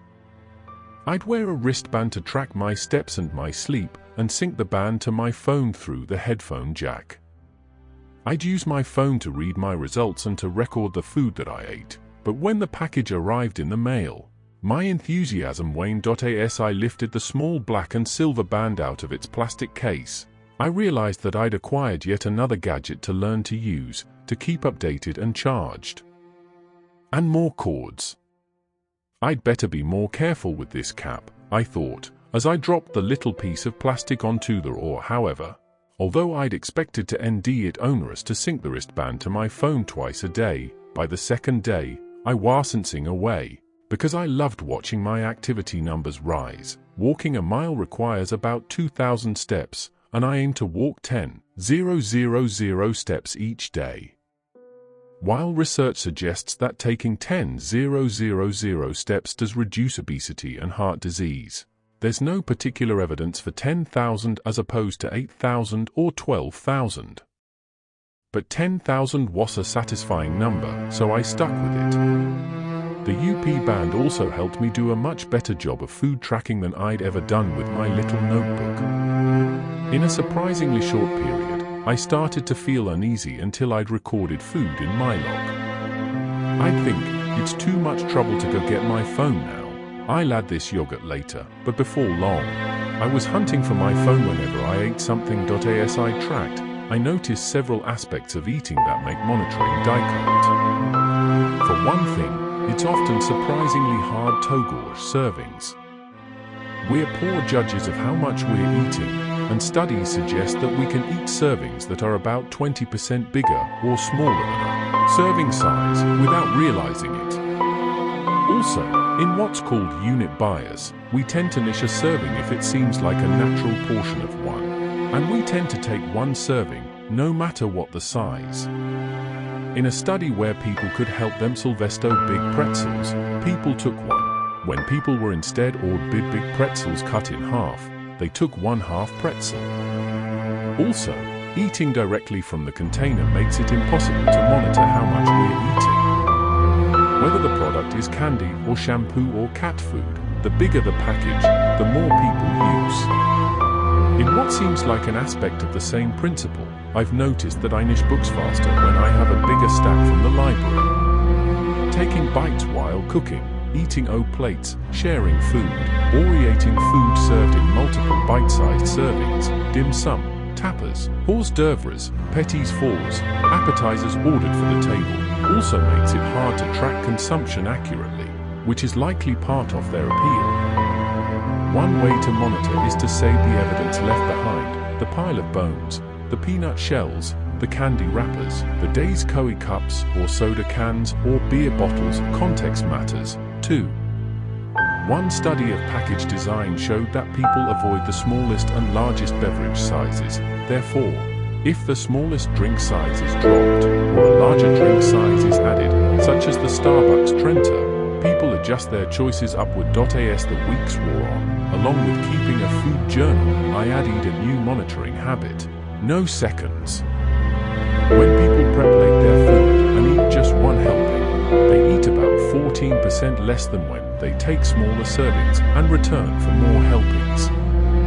I'd often pulled this trick myself. I'd give myself a small serving, then go back for more. The need to monitor exactly what I'd eaten, in order to record it, forced me to stop this little game. As part of the strategy of monitoring, I decided to buy a digital scale to weigh myself. Although some experts advise people to weigh themselves just once a week to avoid becoming discouraged by natural fluctuations, current research suggests that weighing each day, which may strike some people as excessive, is associated with losing weight and keeping it up. Until now, I'd only weighed myself when I went to my cardio gym, but now I wanted to get serious about monitoring. Side note, people weigh their highest on Sunday, their lowest on Friday morning. I'd wanted to buy a scale for more than a year, but I put it over because of my daughter Eliza.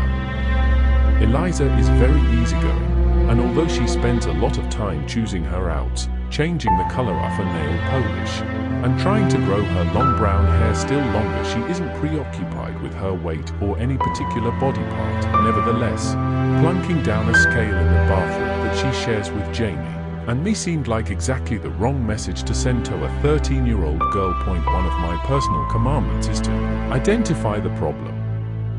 What was the problem? I want a digital scale, but I don't want Eliza to see it. Solution: I bought the scale and put it in a little used closet where she'd probably never ND it. People ND other ways to monitor their bodies. A friend has a pair of jeans that she never wears except to pull them on to see whether they're tighter or looser than before. For myself, I'm much happier relying on my digital scale than on formatting clothes. Most days, I wear yoga pants and a hoodie, the point of which is that they're delightfully stretchy and non-conning. When I started to use the UP band, I ignored its mood monitoring and sleep monitoring functions. Perhaps surprisingly for someone who's preoccupied with happiness, I had no interest in tracking my moods. As for sleep, I was a sleep zealot, so I didn't think I needed to monitor it. Sleep, as I remind anyone who gives me the opportunity, is crucial for good mental and physical health and a critical time for bodily repair and regulation. Lack of sleep negatively affects mood, memory, immune function, and pain sensitivity. It makes people more likely to GHT with their partners. It contributes to weight gain. Lack of sleep also leads to dithering. Procrastination expert Piers Steele reports that being too tired is the most common reason people give for procrastination. One study estimated that for every hour of interrupted sleep during the previous night, people wasted 8.4 minutes in online puttering, checking email, internet zone, and the like. And while many people claim, "I've trained myself to get by with VE hours," and say they don't feel particularly sleepy, research shows that the chronically sleep-deprived are quite impaired. Yet many adults routinely sleep less than 7 hours. On a ride to San Francisco, I saw with my own eyes the evidence of people's sleep deprivation. At midday, many passengers were fast asleep. Not dozing, completely zonked out. I mentioned this to a friend, and he bragged, "Oh, I always sleep on planes. I can fall asleep anywhere, anytime." "Maybe you're chronically underslept," I suggested. It took all my strength not to launch into a lecture on the importance of sleep. "No, I'm not," he said.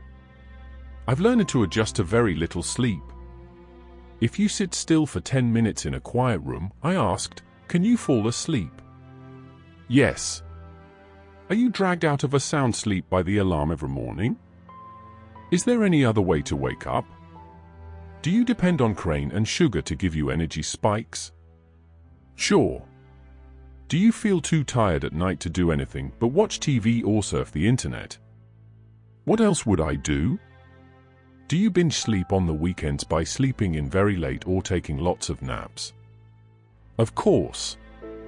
He didn't mind being sleep deprived, but I needed my 7 hours, and I fought to protect my sleep time against any encroachment. Or so I thought, until I decided to use the UP band sleep tracking function. Or try to use it. Some nights I forgot to press the button to start the sleep tracker. Finally, instead of trying to remember, I piggybacked this new habit onto my old habit of setting my alarm. To my dismay, the UP band revealed that even an avowed sleep nut like me often stayed up too late.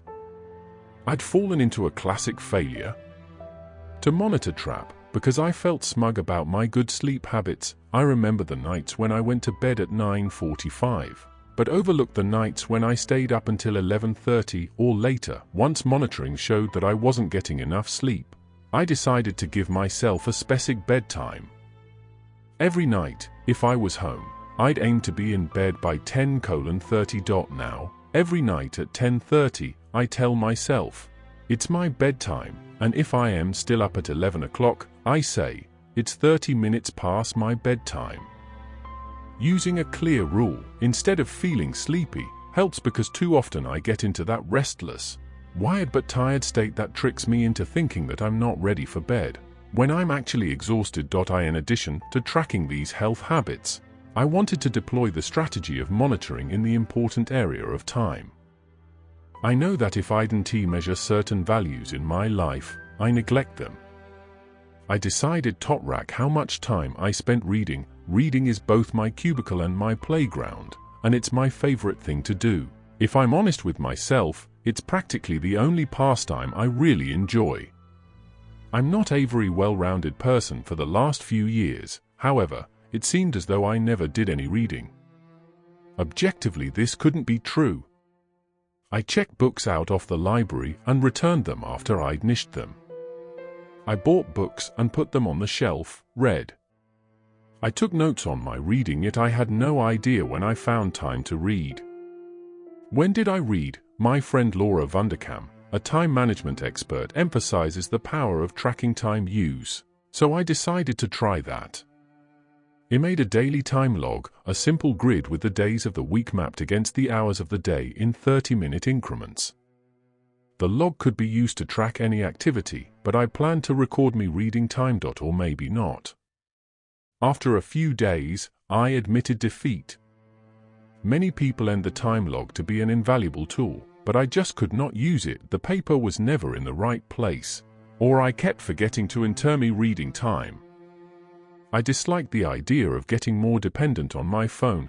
After all, I still rely on my ancient Filofax, but I was already using my phone to monitor, so I decided to use it to monitor my reading, too. After some cursory research into time-tracking apps, secret of adulthood, most decisions don't require extensive research. I downloaded the Time Jot app. I couldn't get myself to use it. Next hours tracker. No luck. I just couldn't get in the habit of recording me reading time, and the more I tried, the more annoyed I got. This attempted habit wasn't doing any good, so I junked it. However, even this failed attempt to monitor made me more aware of my desire to read. So, although I can't point to a time log to prove that I'm reading more, I'm pretty sure that I considered monitoring spending as well. People aren't very good at tracking their expenditures. In one study, when 30 people were asked to estimate the amount on their credit card bill, every person underestimated that number by an average of almost 30%. For many people, credit cards are themselves an obstacle to accurate monitoring of spending, because while handing over a wad of cash makes spending seem vividly real, using a charge card makes parting with money easier. The same principle of disguised expenditure explains why casinos require that gamblers play with chips, not bills, and why it's easy to overspend in a foreign country, where money looks as if it came from a board game. For some people, however, plastic works better than cash. Ariader noted, "When I get cash, it always seems to disappear quickly, and I have little idea how it was spent. I buy almost everything with one credit card. I log into my account online regularly, and I can see what I've bought and how much I've spent." In the end, however, I decided not to monitor my spending. Monitoring is a powerful tool, and it would probably give me valuable insights into how Jamie and I spend money. But my spending was well under control. In fact, as an underbuyer, I often need to prod myself to buy. For instance, my family is perpetually short of mittens and gloves. Since monitoring takes time and energy, I decided that monitoring expenditures would only sap the energy I needed for monitoring the aspects of my life that I truly want to track. As I talked to people about how they monitor themselves, the potentially dangerous concept of moderation kept cropping up. Framing a level of activity or consumption as moderate can be misleading, because while the word moderation implies reasonableness and restraint, it's actually a relative term. Moderate in comparison to what? 200 years ago, Americans ate less than a FTH of the sugar that we eat today. So a moderate amount of sugar by today's standards could be considered excessive by historical standards. Monitoring requires us to make an actual reckoning, which defeats the comfortable fuzziness of moderation. As I'd hoped, monitoring was having a good effect on my habits. Even before applying more active habit strategies, I'd notice myself making small shifts, as the data provided by tracking helped nudge me to do better than before. Also, I enjoyed monitoring. As an upholder, I like watching my progress and getting credit for my accomplishments, and in some situations, I didn't mind the grunt work of tracking. Monitoring tends to appeal to questioners, too, because they love getting information and using it to shape their habits. From what I've observed, however, obligers may struggle to monitor unless someone is checking on them. Just wearing a UP band might not supply enough external accountability for some obligers, but activating this team feature to allow other people to check their stats might help. Rebels? It depends on whether rebels want to monitor. My biggest monitoring challenge was my urge to monitor myself selectively, because it's tempting to record only my virtuous moments. On the other hand, when I feel as though I haven't made much progress, monitoring is a reminder of what I have accomplished. Progress, not perfection, is the goal. I'm a gold star junkie, and I love scrolling back on my UP report to see that I exceeded my 10,000 step goal. But I also know that 5,000 steps are better than 1,000. A secret of adulthood, cribbed from Voltaire, is don't let the perfect be the enemy of the good. Monitoring makes it possible to remember everything I've accomplished. At times, I did indeed that my monitoring distracted me from my own experience, and perhaps kept me from encountering it as deeply as I might have done if I hadn't been monitoring. If I'm fussing with the sleep function on my UP band, I may not notice how good it feels to stretch out in bed. Nonetheless, monitoring is invaluable because it helps ensure that I get to bed. How will I get a good night's sleep if I stay glued to my computer until midnight? By monitoring the activities that I want to foster, I get an accurate picture of what I'm doing, which helps me see what I want to do differently. My sister Elizabeth had decided that knowing her blood sugar level was so important that she had to monitor it as closely as possible. I wasn't monitoring anything nearly as vital, of course, but the same principle applied. I should monitor whatever is essential to me. In that way, I ensure that my life reflects my values. First things first. Foundation. Habits gradually change the face of one's life as time changes one's physical face, and one does not know it. Virginia Woolf. Diary, April 13, 1929. The observational strategies for tendencies, distinctions, and monitoring take their power from self-awareness. Because I tend to gravitate toward the concrete, I was eager to get out of my own head to start acting on what I'd learned. I'd begin by working on the strategy of foundation, because I'd have an easier time fostering good habits if my foundation was strong. While some experts advise focusing on one habit project at a time to avoid draining willpower, others note that people who work on a positive habit often find it easier to improve in other areas. For instance, people who stick to a program of exercise also show better health and work-related behaviors. Maybe that's one reason so many major religions have periods of ritualized self-denial, like Lent, Ramadan, and Yom Kippur. Self-command breeds self-command, and change fosters change. The reverse is true, too. Undesirable habits often cluster together and reinforce each other. If we want to improve our habits, where should we begin? I often remind myself, first things first. That is, begin by addressing big obvious problems. Surprisingly often, when people want to improve their habits, they begin with a habit that won't deliver much payoff in return for the habit formation energy required. I knew a guy who was chronically sleep deprived, never exercised, could never empty his keys or his wallet, was constantly late for work, never had time to play the tennis that he loved, and who chewed gum constantly, and he told me, "I've got to make some changes. I'm going to give up gum." I didn't tell him, but his decision reminded me of an old joke. Late one night, a policeman sees a man weaving around under a streetlight. "Sir, what are you doing?" the policeman asks. "I'm looking for my car keys," answers the man, obviously drunk. "Is this where you lost them?" "No, I lost them back there," the man replies, as he points over his shoulder to a dark area of the sidewalk, "but the light is better here." I've noticed that when many people decide to improve their habits, they don't begin by looking where their keys are. They begin by looking in an easy spot. But then they don't empty their keys. So where should we start? It's helpful to begin with habits that most directly strengthen self-control. These habits serve as the foundation for forming other good habits.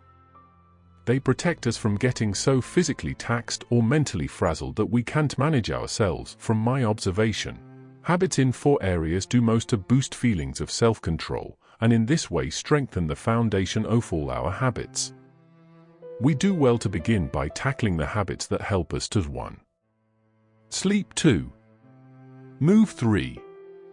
Eat and drink right 4. Unclutter foundation habits tend to reinforce each other. For instance, exercise helps people sleep, and sleep helps people do everything better, so they're a good place to start for any kind of habit change. Furthermore, somewhat mysteriously, foundation habits sometimes make profound change possible. A friend once told me, "I cleaned out my fridge, and now I feel like I can switch careers." I knew exactly what she meant. This reason, foundation habits deserve special priority. It was no coincidence, I realized, that for my monitoring experiment, I'd chosen to monitor habits that fall into 3 of the 4 areas of foundation. Even before I'd pinpointed the idea of the foundation, I'd intuited the significance of these particular areas. Although my habits are pretty good, the strategy of monitoring had shown me that I could do a lot to improve my own foundation. First, sleep. My bedtime was 10:30, but I felt a persistent tug to stay up later. Finally, I realized that although I'd always assumed that feeling tired pushed me toward sleep, feeling exhausted often made me stay up later. Going to bed demands a real burst of psychic and physical energy. When I'm too tired to switch gears, and I can't face the thought of washing my face, I delay going to bed. I started to prepare for sleep earlier. Now I wash my face, brush my teeth, swap my contact lenses for glasses, and put on my pajamas well before 10:30. Clearing away these minor tasks makes it easier to go to bed when it's time. I discovered an unexpected bonus to sticking to my bedtime. The last 30 minutes before bed is a danger zone. My self-control is depleted, so I struggle with my good habits. I often head to the kitchen for a last snack. Being mildly but chronically short of sleep makes people more susceptible to hunger and temptation. Perhaps one reason that obesity is more common among those who get less than 6 hours of sleep.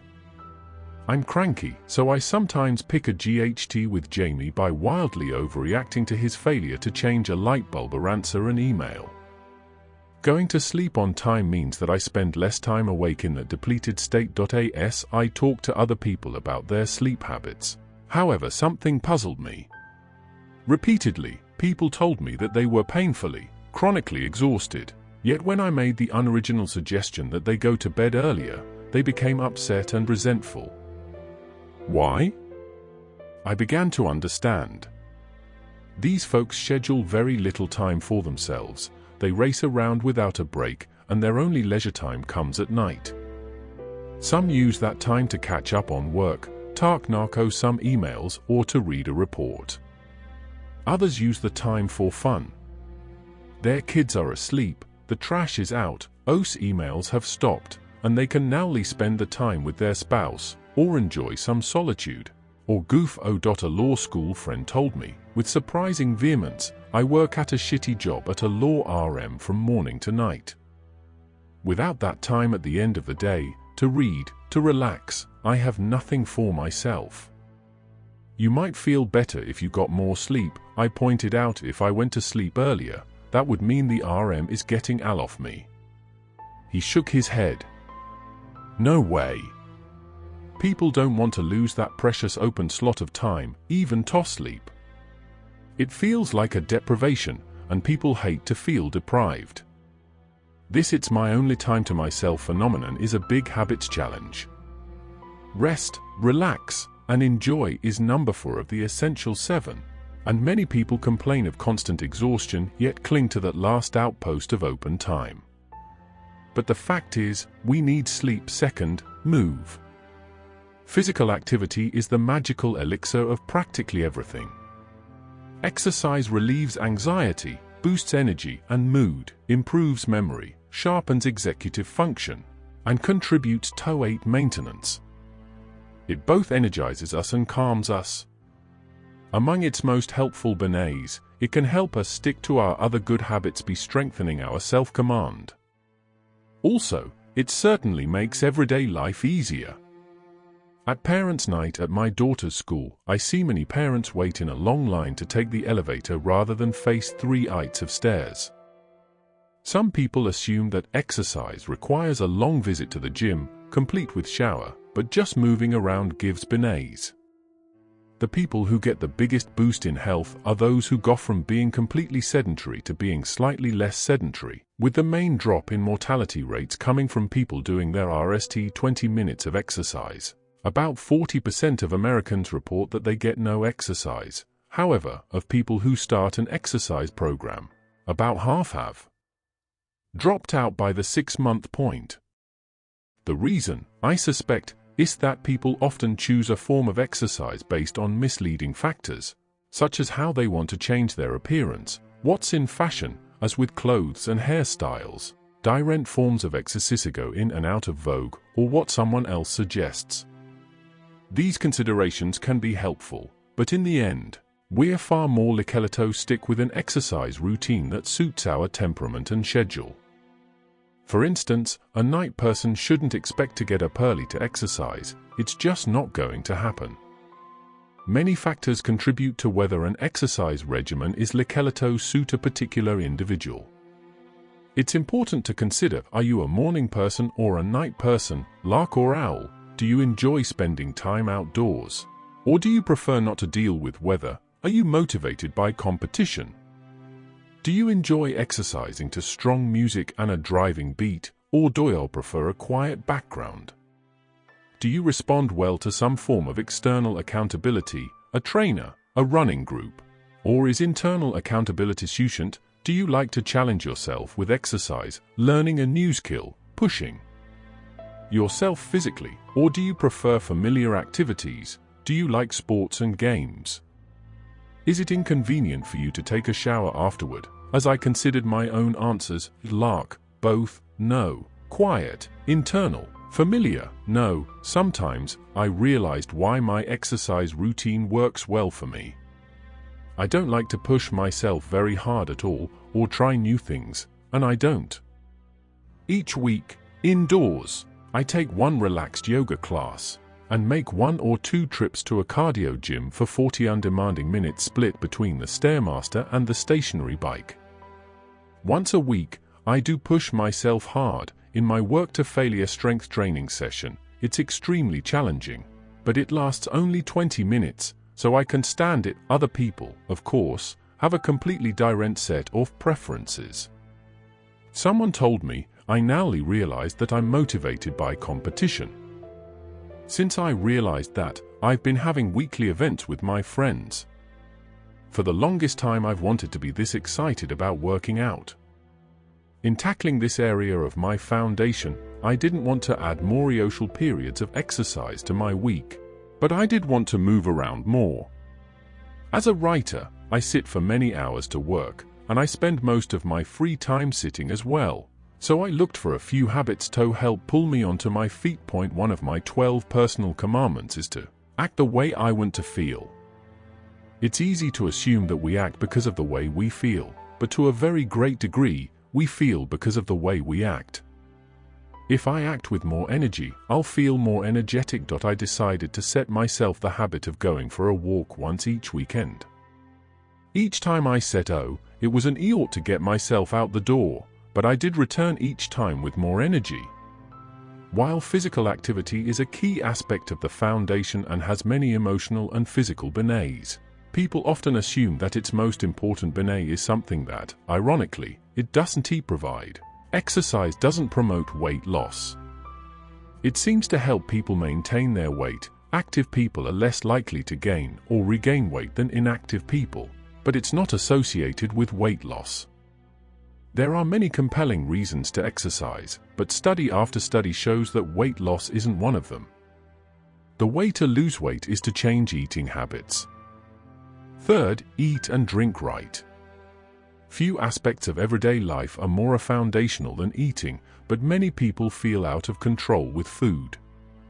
There's a paradox, because the brain needs food to manage impulses. One of the best ways to avoid impulsive overeating is to eat.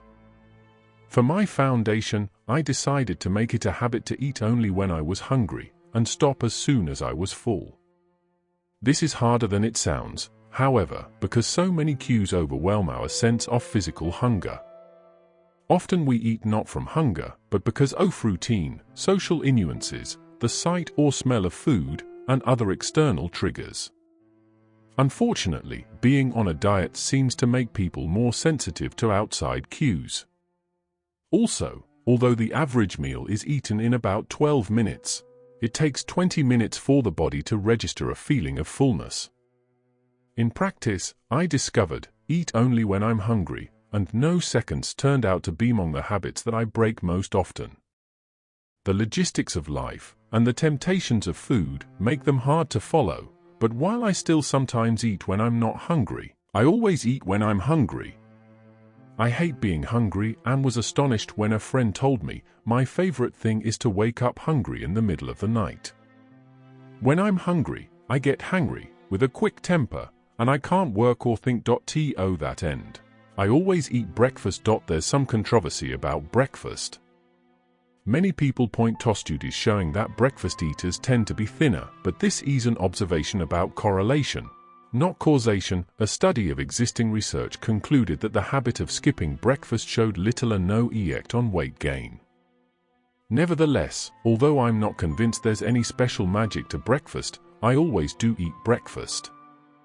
Not letting myself get too hungry is part of my foundation. Research suggests that skipping meals is a bad idea, perhaps because being hungry makes it harder to control impulses to vary out. In one study of dieting women, the women who didn't skip meals lost almost 8 more pounds than those who sometimes did skip. Also, for many people, skipping breakfast leads to a whole day off bargaining and bad choices. As a friend and I waited to collect our daughters from a birthday party, she picked up a cupcake and explained, "I didn't eat breakfast this morning, so this is okay." Paired with eating is drinking. Alcohol can interfere with the foundation in many ways. It lowers our inhibitions. That's why it's fun. So we're more likely to overeat and drink more, disrupt sleep, makes people less likely to exercise, and undercuts efforts at self-control. In my case, alcohol wasn't an issue for foundation. I'd given it up years ago, more or less, because alcohol makes me belligerent, indiscreet, and sleepy. Not drinking wasn't hard for me because I've never enjoyed alcohol much. Also, Jamie has hepatitis C, which means he can't drink at all, so I feel less inclined to drink, out of team spirit. Alcohol isn't the only drinking issue that gets attention. However, some people worry about drinking enough water. Waiting in a drugstore line, I overheard a woman say to her friend, "I'm mocking a big ought to drink more water. I buy a big bottle every day, and I drink from it constantly." I wished that I could tell her not to bother, that water drinking is credited with vastly greater health benefits than it actually provides. Contrary to popular belief, we're not likely to mistake thirst for hunger, and we don't have to try to drink water, because if we're dehydrated, we'll feel uncomfortably thirsty. And we don't have to drink 8 glasses of water a day. A person who doesn't feel thirsty and produces a good amount of slightly yellow urine is probably getting enough water. Of course, for people who love to drink water, or believe that it makes them feel good, great. And it's better to drink water than sweet tea. But I regret the waste of precious habit formation when I see people wearily force themselves to chug from their water bottles, or when I see drink more water at the top of the lists of desired habits. Fostering good habits takes energy, and that energy is in short supply. We're better exploiting that energy to create the habits that will do the most good. First things first. Fourth, unclutter. I'm constantly surprised by the degree to which, for most people, outer order contributes to inner calm. Order contributes to the foundation more, really, than it should. A crowded coat closet or an overflowing inbox seems like a trivial thing, and it is trivial, yet an orderly environment makes me feel more in control of myself. If this is an illusion, it's a helpful illusion. Outer disorder may act as a broken window. The broken windows theory of crime prevention was introduced in the 1980s by social scientists, who observed that when a community tolerates disorder and petty crime, such as breaking of windows, graffiti, turnstile jumping, or drinking in public, people are more likely to commit more serious crimes. As a law enforcement theory, it's controversial, but whether or not it's true on a community-wide level, It's true on a personal level for many people, like me, how a clean, well-maintained environment helps to foster a sense of self-command, which in turn makes it easier to maintain good habits. In law school, I happened to visit the group houses of two friends in one day, and I remember being struck by the difference in their kitchens. At the RST stop, the kitchen was orderly. My friend pulled a box of crackers out of the cabinet and some cheese from the fridge, and both packages were closed and neatly stowed away. When I visited the second friend, she said, "Help yourself to anything." Several open bags lay scattered on the counter, pretzels, chips, and in Tenman's mini chocolate chip cookies. And as we sat talking at the kitchen table, other people wandered through, and everyone grabbed a few handfuls. If I lived here, I could eat an entire box of cookies in a day, I thought, and not even notice. We're all young and single, and no one wanted to eat junk food, but the habits of that house made it much harder to resist. People get a real lift when they put things in their place, tackle nagging tasks, clear surfaces, and get rid of things that don't work or aren't used. This surge of energy makes it easier to ask more of ourselves, to use our self-control, and to stick to a challenging habit. Also, accomplishing small tasks boosts our sense of self-efficacy. The more we trust ourselves to follow through on our own commitments, the more likely we are to believe that we can keep an important habit. Of course, it's also true that some people thrive in an atmosphere of disarray. For them, an uncluttered environment doesn't help, or may even stifle their productivity, their creativity, and their peace of mind. But for me, messy surroundings are a broken window that makes me feel less productive and creative, not more. When my office is crammed with open books, scribbled notes, half-empty coffee cups and uncapped pens, I feel overwhelmed. Clearing my space clears me mind. Each person has different broken windows. An unmade bed is a common broken window, which is why Make the Bed is one of the most popular happiness project resolutions. And in fact, as Charles Duhigg points out in his fascinating book The Power of Habit, the habit of bed making is correlated with a sense of greater well-being and higher productivity. Other common broken windows include having a messy car, accumulating piles of laundry or trash, not being able to end important items, like a passport or a phone charger, hanging on to stacks of newspapers, magazines, and catalogs, wearing pajamas or sweats all day, or not shaving or showering. For Jamie, as he often emphatically reminds me, dirty dishes left overnight are broken windows. For me, if the dishes make it into the sink, life feels under control. One of my broken windows? Falling asleep in front of the TV when I started my inquiry into habit formation. My sister Elizabeth agreed to be my habits recruit to allow me to test some of my theories on her. In one of my RST attempts to tinker with her habits, I tried to persuade her to change her sleep habits, but it wasn't something she wanted to work on. Sometimes, when I'm watching TV at the end of the day, I'll take a nap on the sofa, she told me. That's when I get the best, deepest sleep. You're not taking a nap, I protested, you're passing out in front of the TV. For me, that's a broken window. It seems so sad. To me, going to bed before midnight seems depressing. I'm losing one of the good parts of my day. Elizabeth, I realized, is one of the people who feels cheated if she doesn't have that end of the day time to herself, even at the expense of getting enough quality sleep. So I dropped the subject. I decided to repair some of my own broken windows. I began with my bad habit of leaving piles of my clothes around the bedroom for days. Especially when I feel rushed, I tell myself, a pile of clothes won't make any difference. But maintaining order makes me feel calmer and more in control. Letting my environment get messy makes me feel worse. Once I started the habit, I realized, too, that putting away my clothes nightly meant that the task stayed small. Secret of adulthood, keeping up is easier than catching up. Next, I turned to the nagging task of phone messages. I dislike the beep that tells me that we have messages, and our phone is always beeping because I hate to pick up messages. Instead, I declared a new habit. Every time I hear the beep, I must pick up the messages, but before long, I admitted defeat. I just couldn't make myself do it. I switched to a new habit, handing pen, paper, and phone to Jamie when he comes home from work and making him get the messages. He doesn't seem to mind. I also considered my own habits. Each morning, I sit down at my desk with a cup of coffee on one side and a diet soda on the other, and connect to the world through email and social media. As I start clicking around, I feel reassuringly in command, like an airplane pilot running a system check in a cockpit, or a surgeon reaching for an instrument. I wanted the end of my workday to be as satisfying as the beginning.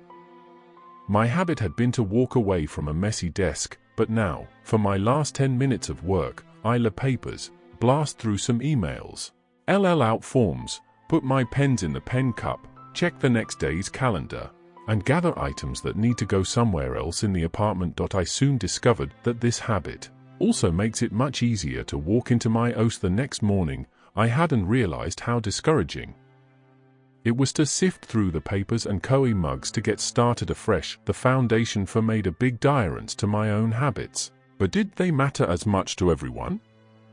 To experiment with my theory about the importance of the foundation, I asked my friend Marshall if he'd let me make him a habits recruit to help him clear his clutter. I knew Marshall through one of my children's literature reading groups. He's a newspaper columnist with enormous creativity, beauties. He told me one day, I don't have any trouble finishing my assignments, but I put off doing my own work. What work? I asked. Work on my spec script, my idea for a novel, or the collaboration I might do with my brother. He's an obliger. Because I'd been to his apartment, I knew it was fairly messy, and he was eager to test my theory that clearing clutter, and in this way, strengthening his foundation, would help him with his writing habits. As I explained to him, my theory is that foundation habits make it easier to form other good habits, so creating more order might help you with writing. Over and over, people tell me that getting control of their stew makes them feel more in control of their lives. Also, there was a Princeton study that found that visual clutter reduces your ability to focus and process information. I love to throw in research. It's more convincing to people if I cite a study.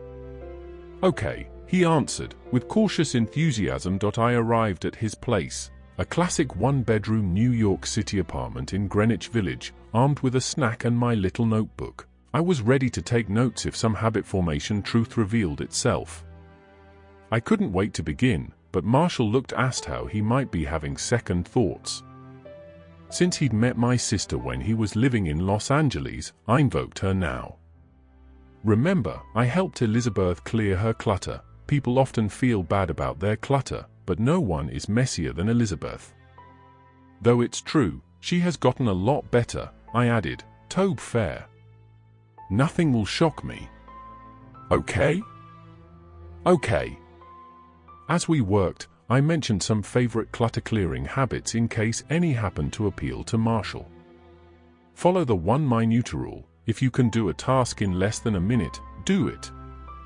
Never keep newspapers overnight. Use counters for activities, not for storage. I told little inspirational clutter-clearing teaching stories. I met this guy who has a complete set of the Believer magazine, I said, and somehow the fact that he has a set makes him think they're valuable. I shook my head. It's easy to get in the habit of collecting things that aren't actually meaningful or useful, and then you have to organize them and store them. Like shopping bags. I want to save them. But who can use FTY shopping bags? He responded by handing me a yellowing stack of newspapers. Would you add these to the pile inside that cabinet? I looked inside. Why are you keeping all these? They're the newspaper sections with my column. He looked at the pile. Maybe I could hire someone to clip the pieces and put them in a book. Or scan them. Then I could put the pieces online. Do you have a site? No, but maybe I should have a site. Marshall's suggestions gave me pause. Was he raising the bar? People raise the bar when they consider starting a new habit, and then, from an impulse that's either enthusiasm or unconscious self-sabotage, they suggest renaments that make the habit prohibitively challenging. A person decides to start exercising, and instead of aiming to walk for 20 minutes a day, he decides to start a routine that rotates between cardio, weights, and balance 4 times a week for an hour. The bar is so high that it's impossible to clear. Marshall might be raising the bar. He'd moved from keeping old newspapers stored in a cabinet to hiring someone to clip, scan, and upload them to an as-yet-to-be-created website. On the other hand, journalism was his livelihood. Well, at least the papers were stacked neatly out of sight for now. Marshall was sorting through a giant box of old papers, and in a surprisingly short time, he'd emptied it out. Wow, that was fast. I said. You only started 40 minutes ago. No, he shook his head. It took me 7 years to clean out that box. There was mail in there from 2006. We both took a memento. Ponder that. After a few hours, Marshall got the stunned look that I often see when I'm helping people clear clutter. I, on the other hand, felt more exhilarated the longer we cleared. By this point, his apartment was crammed with bags and piles. I know it looks overwhelming, I admitted. A secret of adulthood is that things look messier before they look tidier. This is the messy stage. That's okay, he said. I started laughing. What? He asked. I realized that although you'll be glad we did this, it's a huge pain for you. I get a big kick out of it, and thanks for being so game. You know, I can be kind of relentless. No, it's good to clear out all this junk. I remembered a conversation I'd had with Elizabeth a few years before. She was moving, and I'd gone to LA to help her box up her possessions. We cleared and packed without a break for 2 days. A typical moment, just when we thought we'd finished the kitchen, Elizabeth opened the oven and discovered that it was jammed with long-forgotten items. I love this kind of challenge, and I worked until the minute I had to leave for the airport. Elizabeth had collapsed on the couch with a pair of scissors in one limp hand and a roll of packing tape in the other. Would you mind taking a taxi? She asked. I think I'm too tired to drive you. Sure, I said. I gave her a hard look. Admit it. You'll be glad to see me go. She couldn't even deny it. But later I'll be so glad you came, she said earnestly. I knew Marshall was feeling the same way. He seemed glad to be buried of some clutter, and his apartment looked better than before, but I suspected that I got more of a lift out of this improvement than he did. I'd ought to help Marshall work on the unclutter aspect of foundation because I'd assumed the change would make a difference for his writing, but the clutter in his apartment didn't bother him the way it would have bothered me. And because it didn't really matter to him, probably it hadn't been interfering much with his productivity. Even among the foundation 4, we all must make choices that reflect our values. The deeper I went into my investigation of habits, the more I appreciated the importance of understanding each person's values and temperament. It was so easy to assume that the steps that work for me would work for others, but habits don't operate that way. Individual differences mattered even more than I believed when it started. First things RST, but we must all decide what comes RST for us. As we come to the end of this video, we hope you have enjoyed learning about the book Better Than Before by Gretchen Rubin and exploring the world of mindfulness and personal growth through the power of audio. We have shared some of our favorite audio resources for mindfulness and personal growth, including custom sound recording and sound effects libraries, audiobooks, and guided meditations. In Part 2 of this series, we will be diving deeper into the world of audio resources for mindfulness and personal growth, including the YouTube audio library and QR codes to build a classroom audio library. So stay tuned and don't forget to subscribe to our channel for more exciting content. Remember, building good habits and making lasting changes in your life takes time and effort, but with the right tools and mindset, anything is possible. Thank you for watching, and we'll see you in the next video.